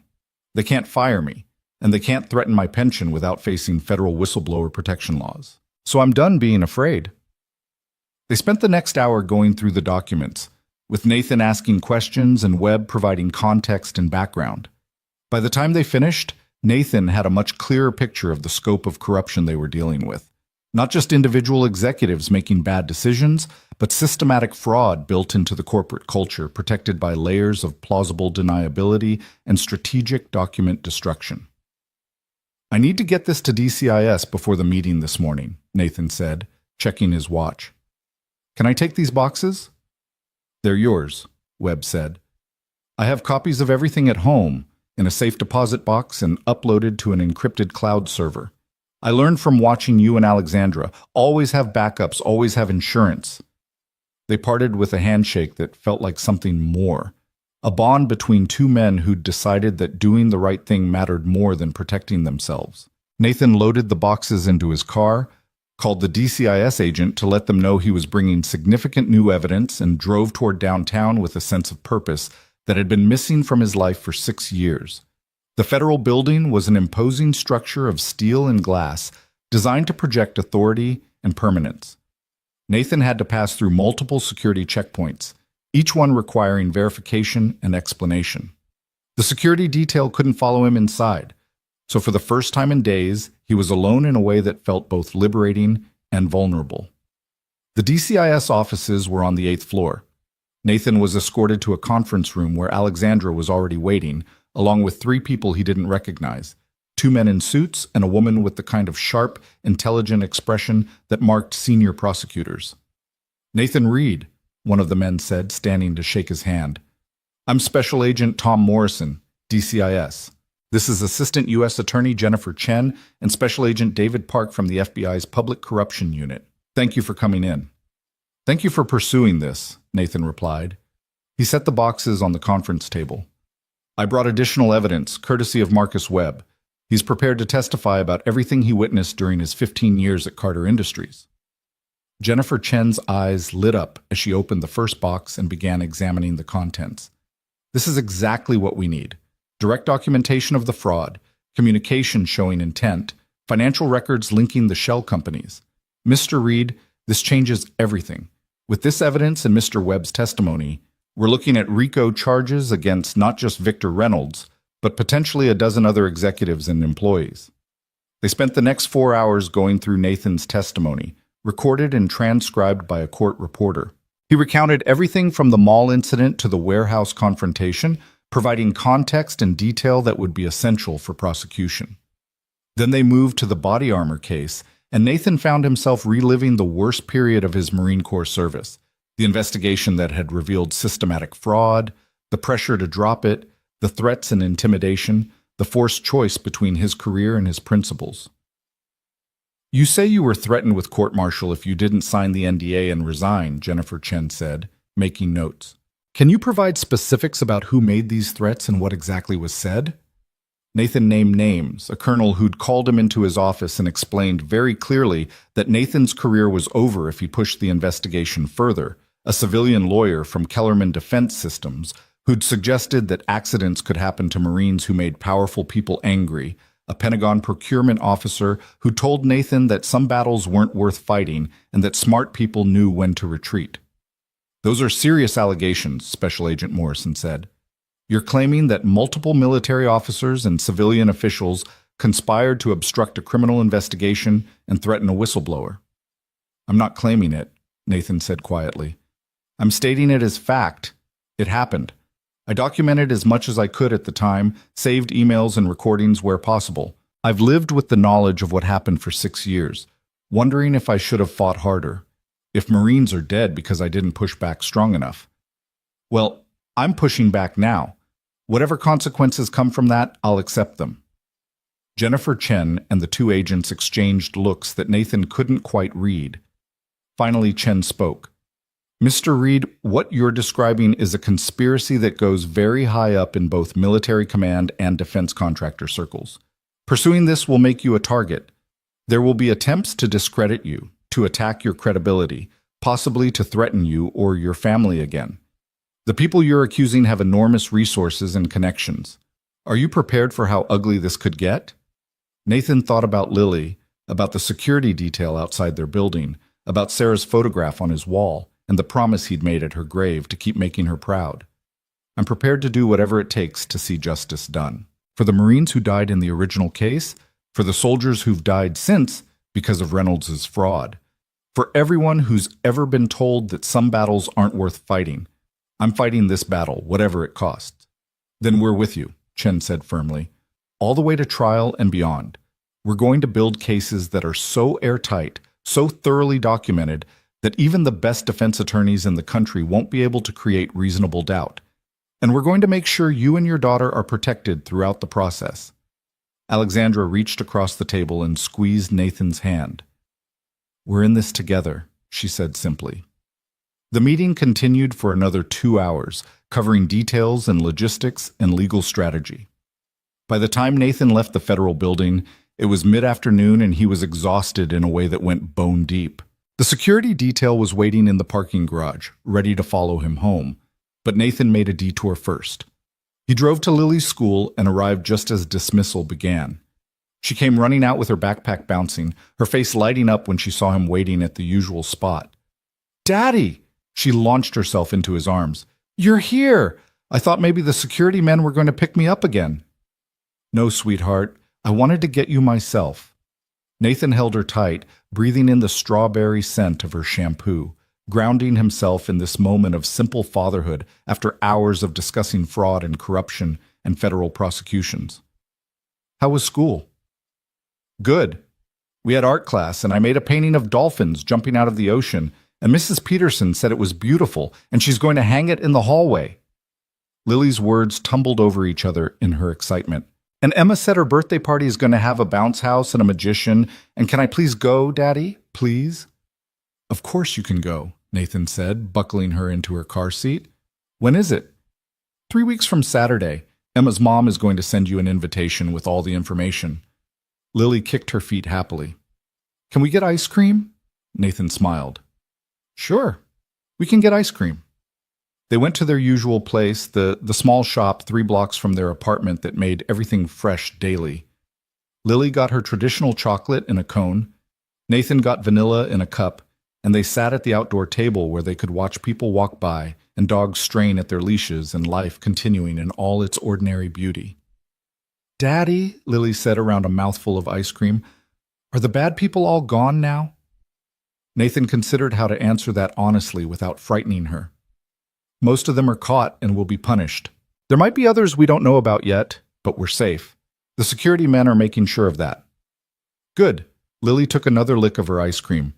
"I don't like being worried all the time. I want things to be normal again." "Me too, honey. Me too." That night, after Lily was asleep, Nathan sat on his couch and allowed himself to feel the weight of everything that had happened. In less than a week, his life had transformed from quiet obscurity to the center of a federal investigation that was about to expose corruption reaching into the highest levels of military procurement and defense contractor operations. He'd gone from being a single dad struggling to make ends meet to being someone whose testimony could send dozens of powerful people to prison. It was terrifying. It was overwhelming. And yet Nathan felt more alive than he had in years, more purposeful. More like he was actually making a difference instead of just surviving day to day. His phone buzzed with the text from Alexandra. "Reynolds' arraignment tomorrow at 2 p.m. All major news networks will be covering it. You should probably prepare yourself for increased media attention." Nathan replied, "Can't wait. How are you holding up?" "Sore, exhausted, probably mildly traumatized, but alive and fighting. That's what matters. That's what matters, Nathan agreed. He stayed up late into the night, going through documents, preparing notes for future testimony, making sure every detail was accurate and could withstand cross-examination. The lawyers had warned him that defense attorneys would try to paint him as someone with a grudge against the military, someone whose testimony was motivated by resentment rather than truth.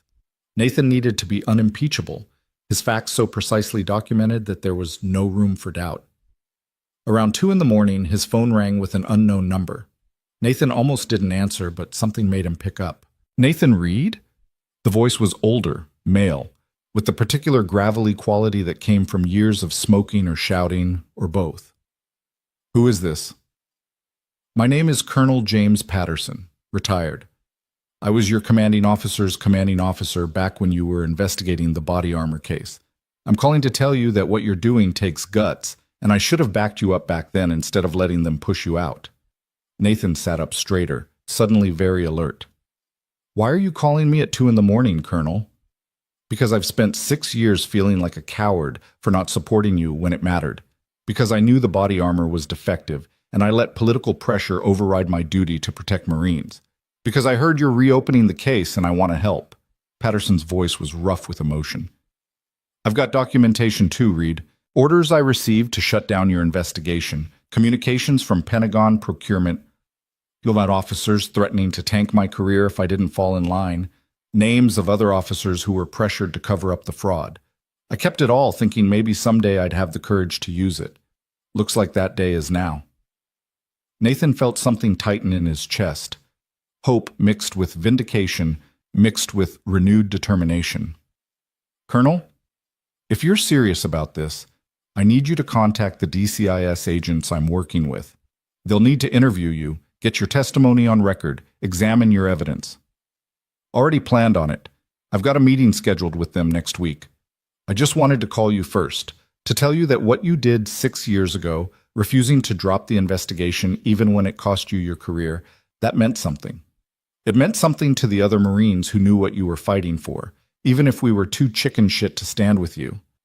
It didn't feel like it meant much when I was forced to resign, Nathan said honestly. No, I imagine it didn't. But it planted seeds, Reed, seeds that are finally bearing fruit. You showed us what integrity looked like, even if we weren't ready to follow your example back then. Some of us are ready now.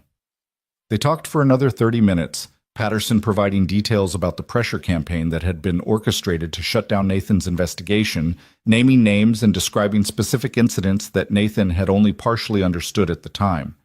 By the time they hung up, Nathan had 3 pages of new notes and a growing sense that this case was bigger than even he'd imagined. The arraignment the next day was a media circus. Nathan didn't attend. He'd been advised that his presence might be disruptive, but he watched it live on his laptop while Lily was at school. Victor Reynolds stood before the judge in an expensive suit, flanked by 3 high-powered attorneys, his expression carefully neutral as the charges were read. Conspiracy to commit fraud, falsification of government documents, trafficking in counterfeit goods, conspiracy to obstruct justice, kidnapping, attempted murder. The list went on, each charge carrying years of potential prison time. Reynolds pleaded not guilty to all charges. His attorney made a statement to the press outside the courthouse, claiming his client was being scapegoated for systematic problems in the defense procurement process, that he was innocent of any wrongdoing, that the government was overreaching in its prosecution. Nathan watched it all with a sense of grim satisfaction. He'd seen this playbook before. Powerful people accused of crimes they definitely committed, hiding behind expensive lawyers and PR firms, trying to create enough doubt and delay that the truth got lost in legal maneuvering. But this time would be different. This time there was too much evidence, too many witnesses, too much public attention for the case to be quietly settled or dismissed. This time, justice might actually be served. His phone rang. The law firm from Washington, D.C. Mr. Reed, we wanted to inform you that we've filed a motion to reopen the Kellerman Defense Systems case. With the new evidence you've provided and the testimony of Colonel Patterson and Marcus Webb, we believe we have sufficient grounds to void the original settlement and pursue both criminal and civil remedies. The attorney's voice was professionally excited. The families we represent are extremely grateful for your courage in coming forward. They want you to know that whatever legal challenges you face, whatever retaliation attempts occur, they will stand with you and provide whatever support is needed. Tell them thank you, Nathan said. And tell them I'm sorry it took me 6 years to find the courage to finish what I started.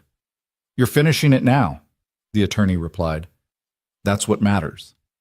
The days that followed blurred together in a haze of interviews, depositions, document reviews, and coordination with federal prosecutors. Nathan found himself at the center of multiple investigations, his testimony and evidence forming the foundation for cases that would take years to fully prosecute. Marcus Webb turned over his boxes of documents and gave testimony that corroborated everything Nathan and Alexandra had reported. Colonel Patterson provided the military perspective and named other officers who'd been part of the cover-up.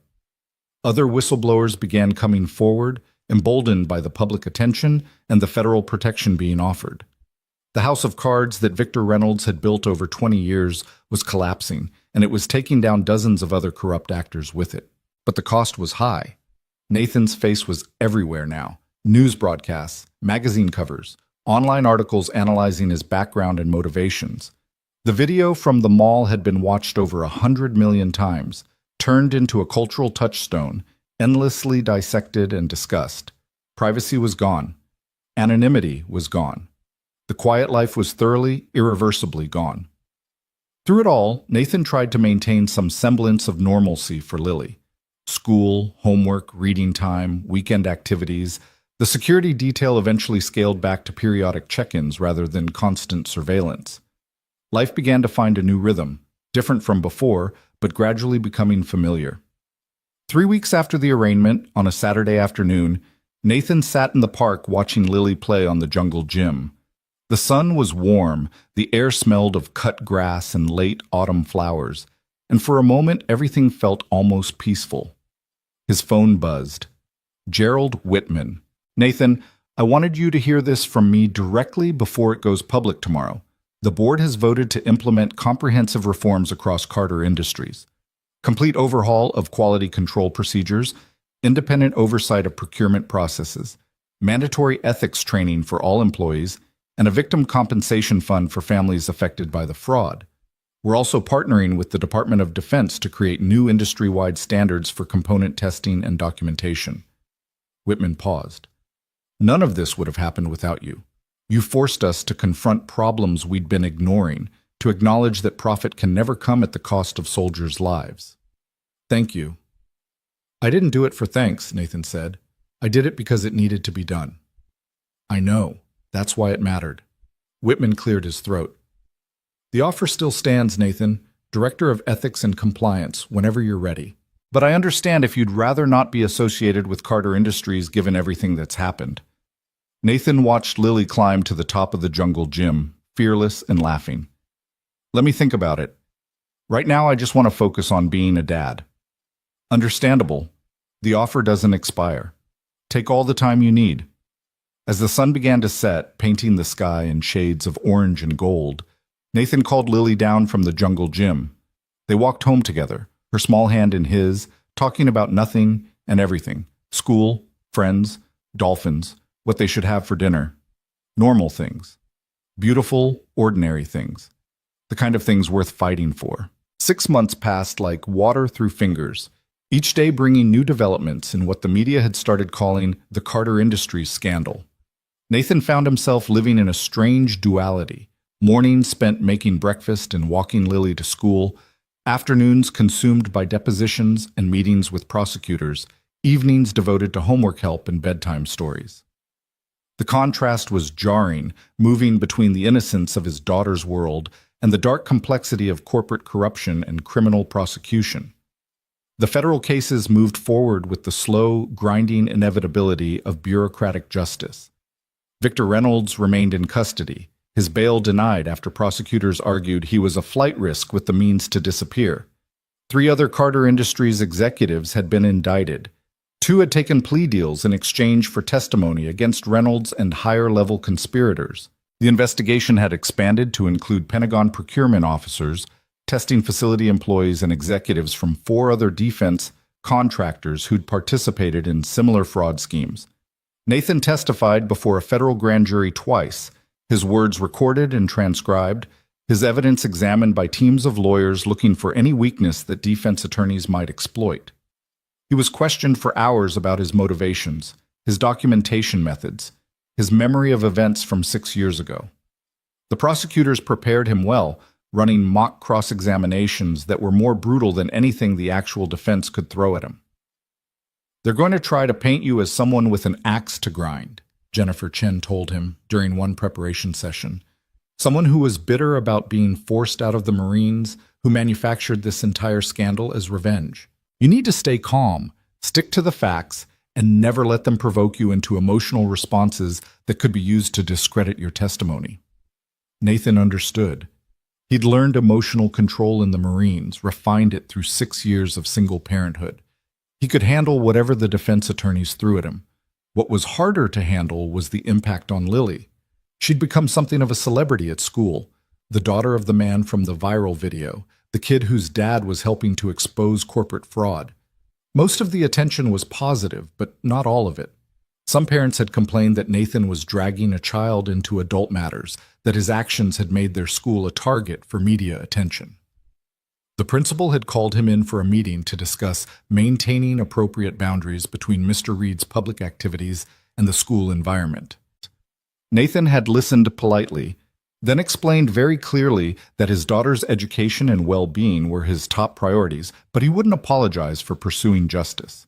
If the school had concerns about media presence, he'd be happy to work with them on security protocols. But he wouldn't be silent about corruption because it made some people uncomfortable. The principal had backed down, and the complaints had mostly faded. But Nathan knew there would always be people who preferred comfort to truth, who resented anyone who disrupted the status quo, even when that status quo was built on lies. On a Tuesday morning in early spring, Nathan received a call from Jennifer Chen. Her voice carried an excitement he'd rarely heard from the normally controlled prosecutor. "We got him," she said without preamble. "Reynolds' chief financial officer just flipped. He's providing testimony about Reynolds personally authorizing the component fraud, personally setting up the shell companies, personally directing the cover-up. He's got emails, recorded conversations, financial records showing Reynolds' direct involvement in every aspect of the conspiracy. This is the smoking gun we needed, Nathan. Reynolds is going to prison for the rest of his life." Nathan felt something release in his chest, a tension he'd been carrying for so long it had become part of him. What about the body armor case? The Kellerman Defense Systems prosecution? That's moving forward too. With Colonel Patterson's testimony and the documentation from Marcus Webb, we're reopening the criminal investigation. The original settlement is being challenged in federal court, and we're optimistic about getting it voided. Justice delayed isn't justice denied, not this time.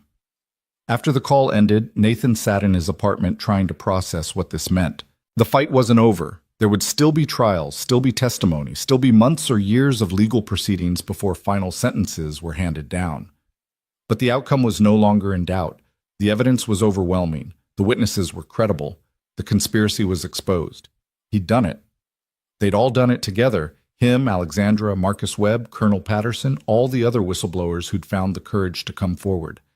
They'd taken on a system that seemed invincible, and they'd won. Nathan walked to Sarah's photograph, the one from their wedding day that he kept on the living room bookshelf. "We did it," he said softly to her frozen smile.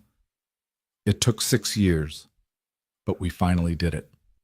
The Marines who died wearing that defective armor, their families are going to get answers, justice. Everything I should have given them the first time. His phone rang. Alexandra. "You heard the news?" she asked, and he could hear the smile in her voice. "Chen just called me. The CFO flipped. It's over, Nathan. Not the legal process, but the uncertainty about whether we'd succeed. We did it. We actually did it."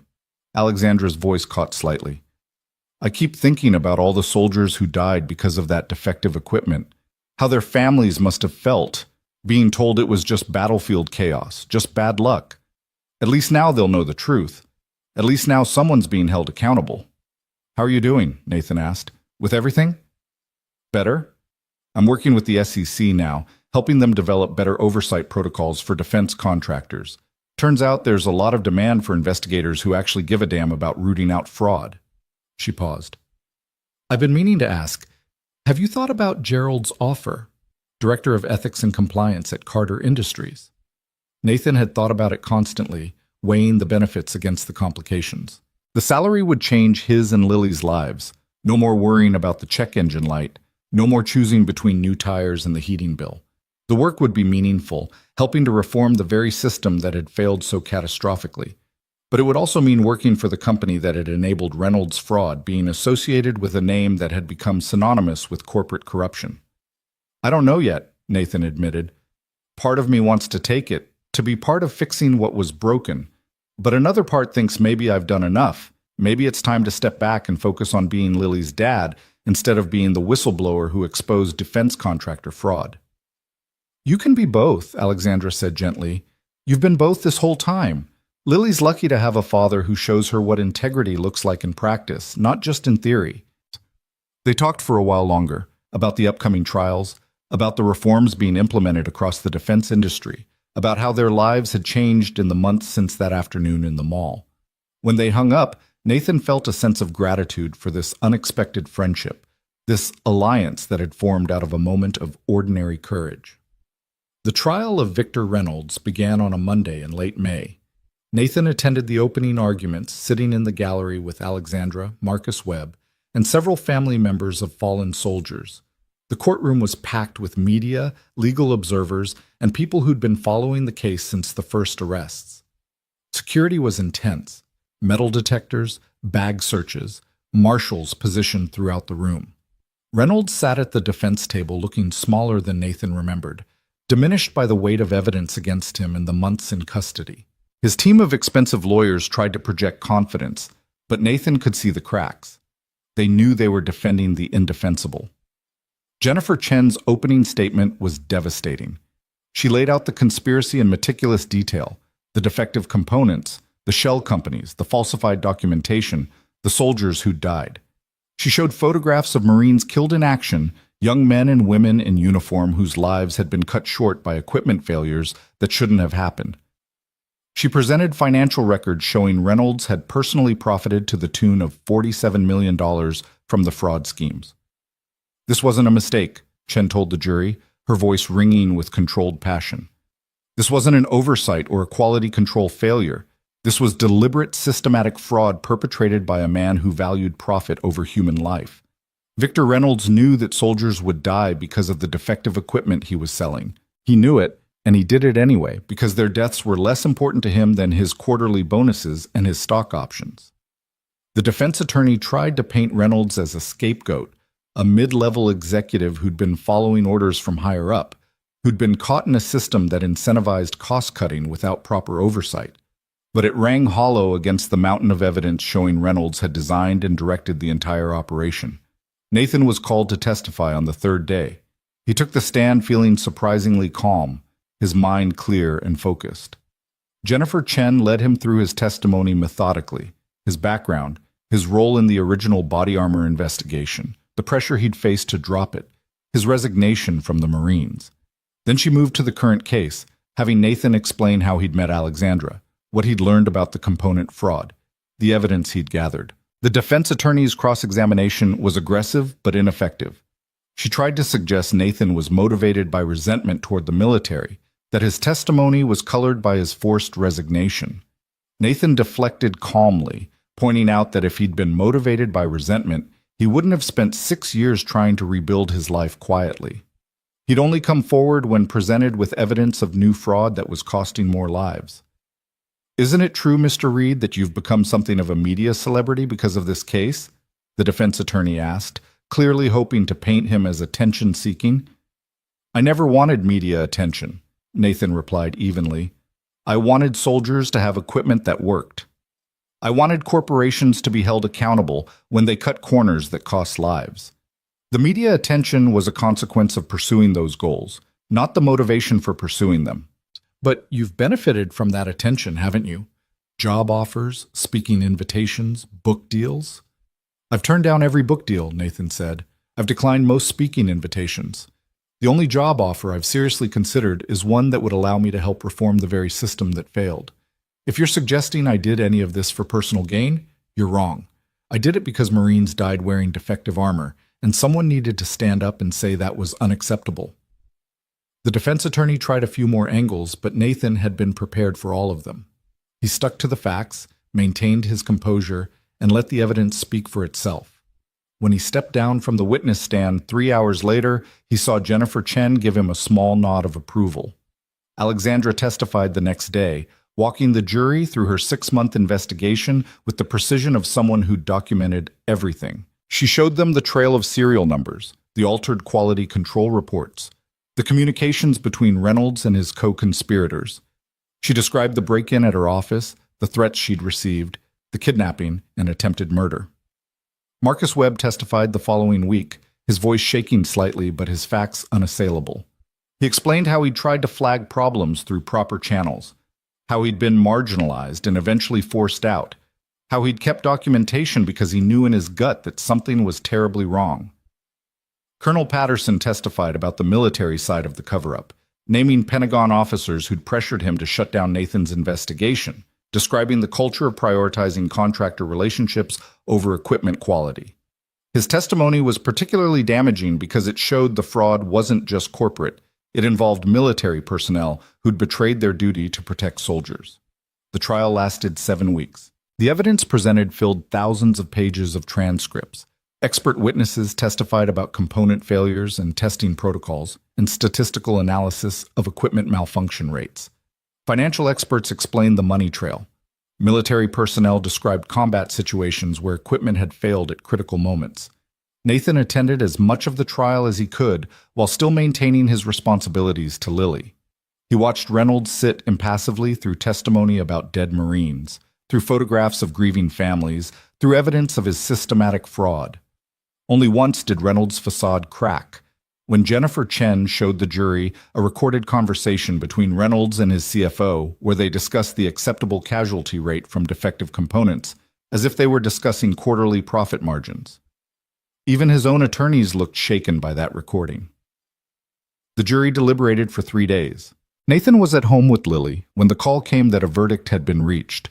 He made arrangements for Mrs. Chen to watch his daughter, then drove to the courthouse with his heart pounding. The courtroom was packed again, every seat filled with people who'd followed the case from the beginning. Nathan sat between Alexandra and Marcus Webb, all three of them holding hands without quite realizing they were doing it. The jury filed in, their expressions carefully neutral. "Has the jury reached a verdict?" the judge asked. "We have, Your Honor." The forewoman handed a folder to the bailiff, who delivered it to the judge. Nathan held his breath as the judge reviewed the verdict forms, his face revealing nothing. "The defendant will rise." Reynolds stood with his attorneys flanking him, his shoulders squared in a final show of defiance. "On the charge of conspiracy to commit fraud against the United States, how do you find the defendant?" "Guilty." The word rippled through the courtroom like a wave. Nathan felt Alexandra's hand tighten in his. "On the charge of falsification of government documents? Guilty." "On the charge of trafficking in counterfeit goods? Guilty." "On the charge of conspiracy to obstruct justice? Guilty." "On the charge of kidnapping? Guilty." "On the charge of attempted murder? Guilty." Guilty on all 37 counts. Reynolds' face went pale. One of his attorneys put a hand on his arm to steady him. In the gallery, Nathan heard someone sob, one of the family members of a fallen Marine, finally hearing the word that meant their loved one's death was being acknowledged, validated, avenged. The judge set sentencing for 6 weeks later and dismissed the court. As people filed out, Nathan found himself surrounded by family members of fallen soldiers, people thanking him through tears, hugging him, telling him their sons and daughters would finally get justice. "My boy was 23 years old," an older woman said, gripping Nathan's hands with surprising strength. "He died when his radio failed during an ambush. They told me it was just bad luck, just the chaos of combat. But it wasn't, was it? It was this man's greed. And you made sure everyone knew the truth. Thank you. Thank you for giving us that." Nathan could barely speak past the lump in his throat. "Your son deserved better. They all deserved better. I'm just glad we could finally prove it." Outside the courthouse, the media was waiting with cameras and microphones. Nathan gave a brief statement, carefully worded to avoid saying anything that might compromise the other pending cases. Justice was served today. A man who valued profit over soldiers' lives has been held accountable. But this verdict isn't the end. It's the beginning of reforms that will ensure this kind of fraud never happens again. To the families of fallen service members, to the soldiers who trusted their equipment and were betrayed by that trust, I hope this verdict brings some measure of closure. And to anyone working in defense contracting or military procurement who knows about fraud or corruption, come forward. Tell the truth. Stand up. Because, as we've proven today, the truth eventually comes out, and the people responsible eventually face consequences. That evening, Nathan picked up Lily from Mrs. Chen's apartment and took her out for a special dinner at her favorite restaurant. They sat in a booth by the window, and Nathan let Lily order whatever she wanted, chicken fingers and fries and a chocolate milkshake that was probably more sugar than any 7-year-old should consume in one sitting. "You seem happy, Daddy," Lily observed, dipping a French fry in ketchup with the serious concentration children brought to such tasks. "I am happy," Nathan said. "Something good happened today, something I've been working toward for a long time." "Did you help more people?" "I think so. I hope so." Lily smiled at him, her face smeared with ketchup, her eyes bright with uncomplicated love. "I'm glad. You're really good at helping people." "I'm really good at being your dad," Nathan corrected gently. "The helping people thing is just something I do sometimes when it's important." "Can't you be good at both?" Nathan thought about Alexandra's words, about how he'd been managing both roles for months now, about how Lily seemed to be thriving despite, or maybe because of, seeing her father stand up for what was right. "Yeah," he said finally, "I think I can be good at both." Sentencing came on a humid July morning. The courtroom was even more packed than it had been for the verdict, with family members, media, legal observers, and people who'd simply followed the case and wanted to see its conclusion. Reynolds sat at the defense table looking older and more diminished than ever, the months in custody having taken their toll. The judge allowed victim impact statements before pronouncing sentence. One by one, family members of fallen soldiers stood and addressed the court. A father talked about his daughter, a Marine corporal who died at 24 when her body armor failed to stop a rifle round it should have stopped. A widow described her husband's last letter home, written 3 days before he was killed when his radio malfunctioned during a firefight. A mother showed photographs of her son's 3 children, who would grow up without their father because Victor Reynolds had valued profit margins over equipment quality. Each statement was devastating. Each one drove home the human cost of Reynolds' fraud in ways that statistics and evidence couldn't capture. Nathan watched tears stream down several jurors' faces as they listened from the gallery, their duty done, but their investment in the case still visible. Finally, the judge spoke. His voice was grave, carrying the weight of the moment. "Mr. Reynolds, you have been convicted of 37 counts of fraud, obstruction of justice, kidnapping, and attempted murder. The evidence presented at trial showed a pattern of deliberate, systematic criminal behavior spanning more than a decade. You personally enriched yourself by $47 million through schemes that you knew would result in the deaths of American service members. You showed no remorse, no conscience, no regard for the lives you were destroying." The judge paused, looking directly at Reynolds. "I have presided over many criminal trials in my career. I have sentenced murderers, terrorists, and violent criminals of all descriptions. But I'm not sure I've ever seen a defendant whose crimes were quite so calculating, quite so driven by pure greed with such callous disregard for human life. You didn't kill these soldiers with your own hands, but you might as well have. Their blood is on you." Reynolds stared straight ahead, his expression locked in careful neutrality. "On the fraud charges, I sentence you to 20 years in federal prison on each count, to run consecutively. On the obstruction charges, 15 years each, consecutive. On the kidnapping charge, 25 years. On the attempted murder charge, 30 years. Total sentence, 418 years in federal prison, with no possibility of parole." The courtroom erupted. Family members wept with relief and vindication. Reynolds swayed slightly, his attorney steadying him. The judge gavelled for order and continued. "Additionally, you are ordered to pay restitution in the amount of $215 million to the families of deceased and injured service members, to be distributed according to a formula developed by the prosecution and defense." All of your assets, including properties, accounts, investments, and holdings in shell companies, are hereby forfeited to the United States government. Finally, you are permanently barred from working in any capacity for any company that contracts with the federal government. The judge looked at Reynolds one more time. You will spend the rest of your life in prison, Mr. Reynolds. You will never see freedom again, and every day of your incarceration, I hope you think about the soldiers who died because of your greed, about the families destroyed by your fraud, about the betrayal of the trust that service members placed in their equipment. Court is adjourned.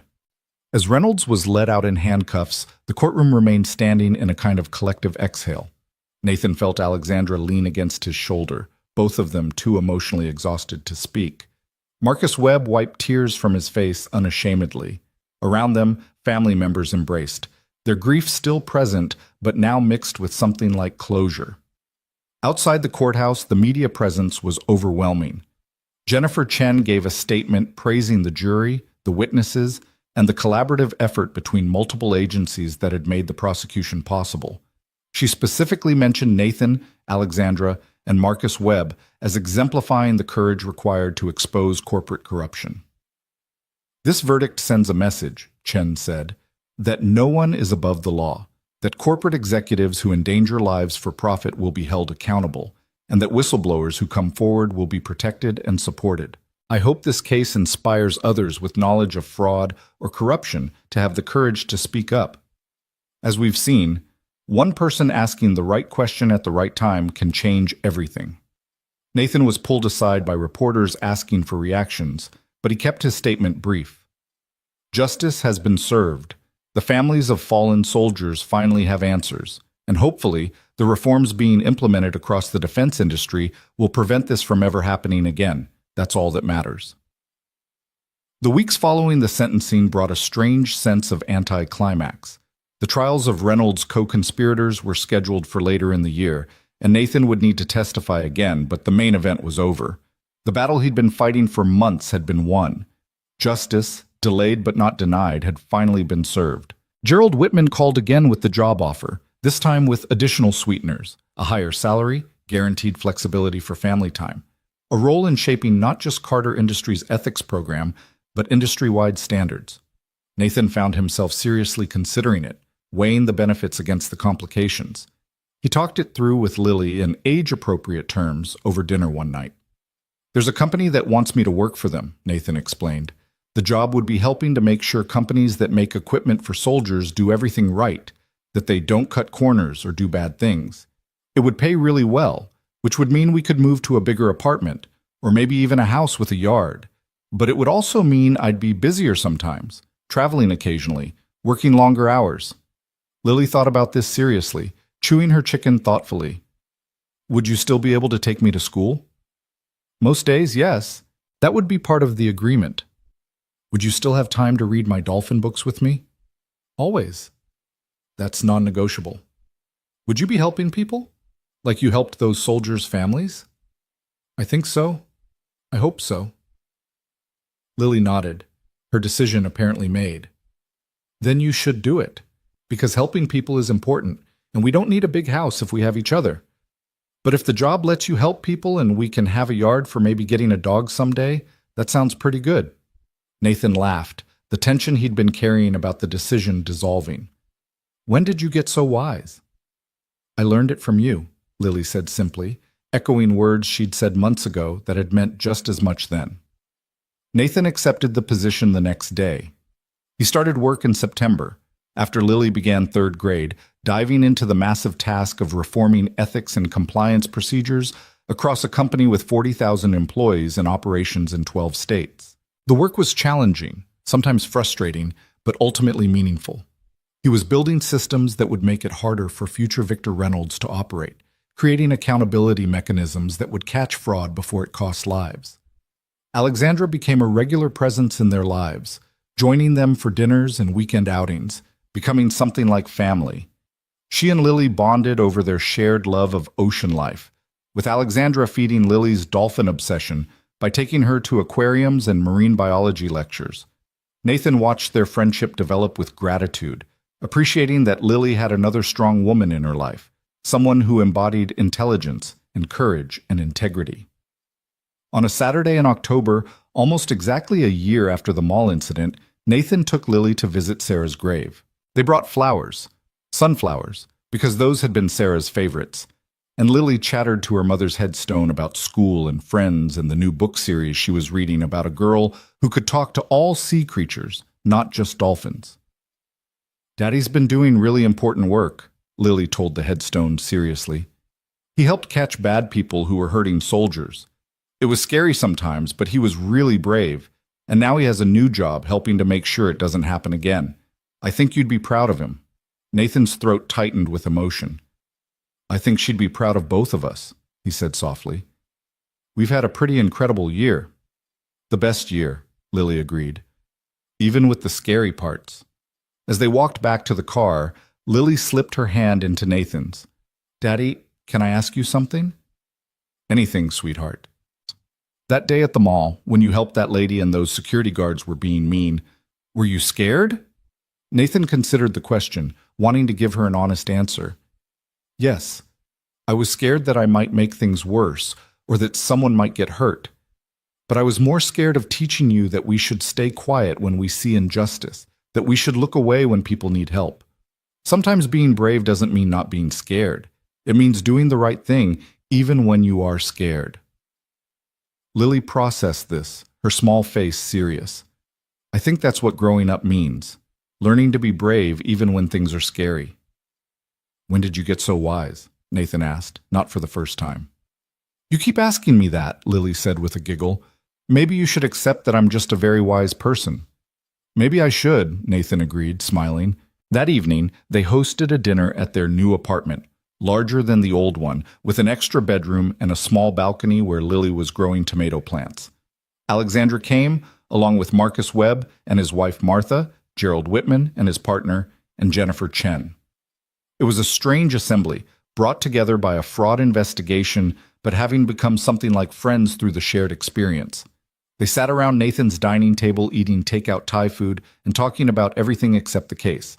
Marcus told stories about his grandchildren. Alexandra described her latest investigation for the SEC. Gerald discussed the reforms taking hold across Carter Industries. Jennifer talked about upcoming prosecutions of other defense contractor fraud cases, emboldened by the Reynolds conviction. Lily moved among them like a small ambassador, telling jokes and showing off her drawings and making sure everyone had enough food. Nathan watched her with a profound sense of gratitude. Despite everything, the threats, the publicity, the disruption to their quiet life, she was thriving, happy, secure in the knowledge that her father would always protect her and always try to do the right thing. After dinner, after everyone had left and Lily was asleep clutching her latest dolphin book, Nathan stood on the small balcony looking out at the city lights.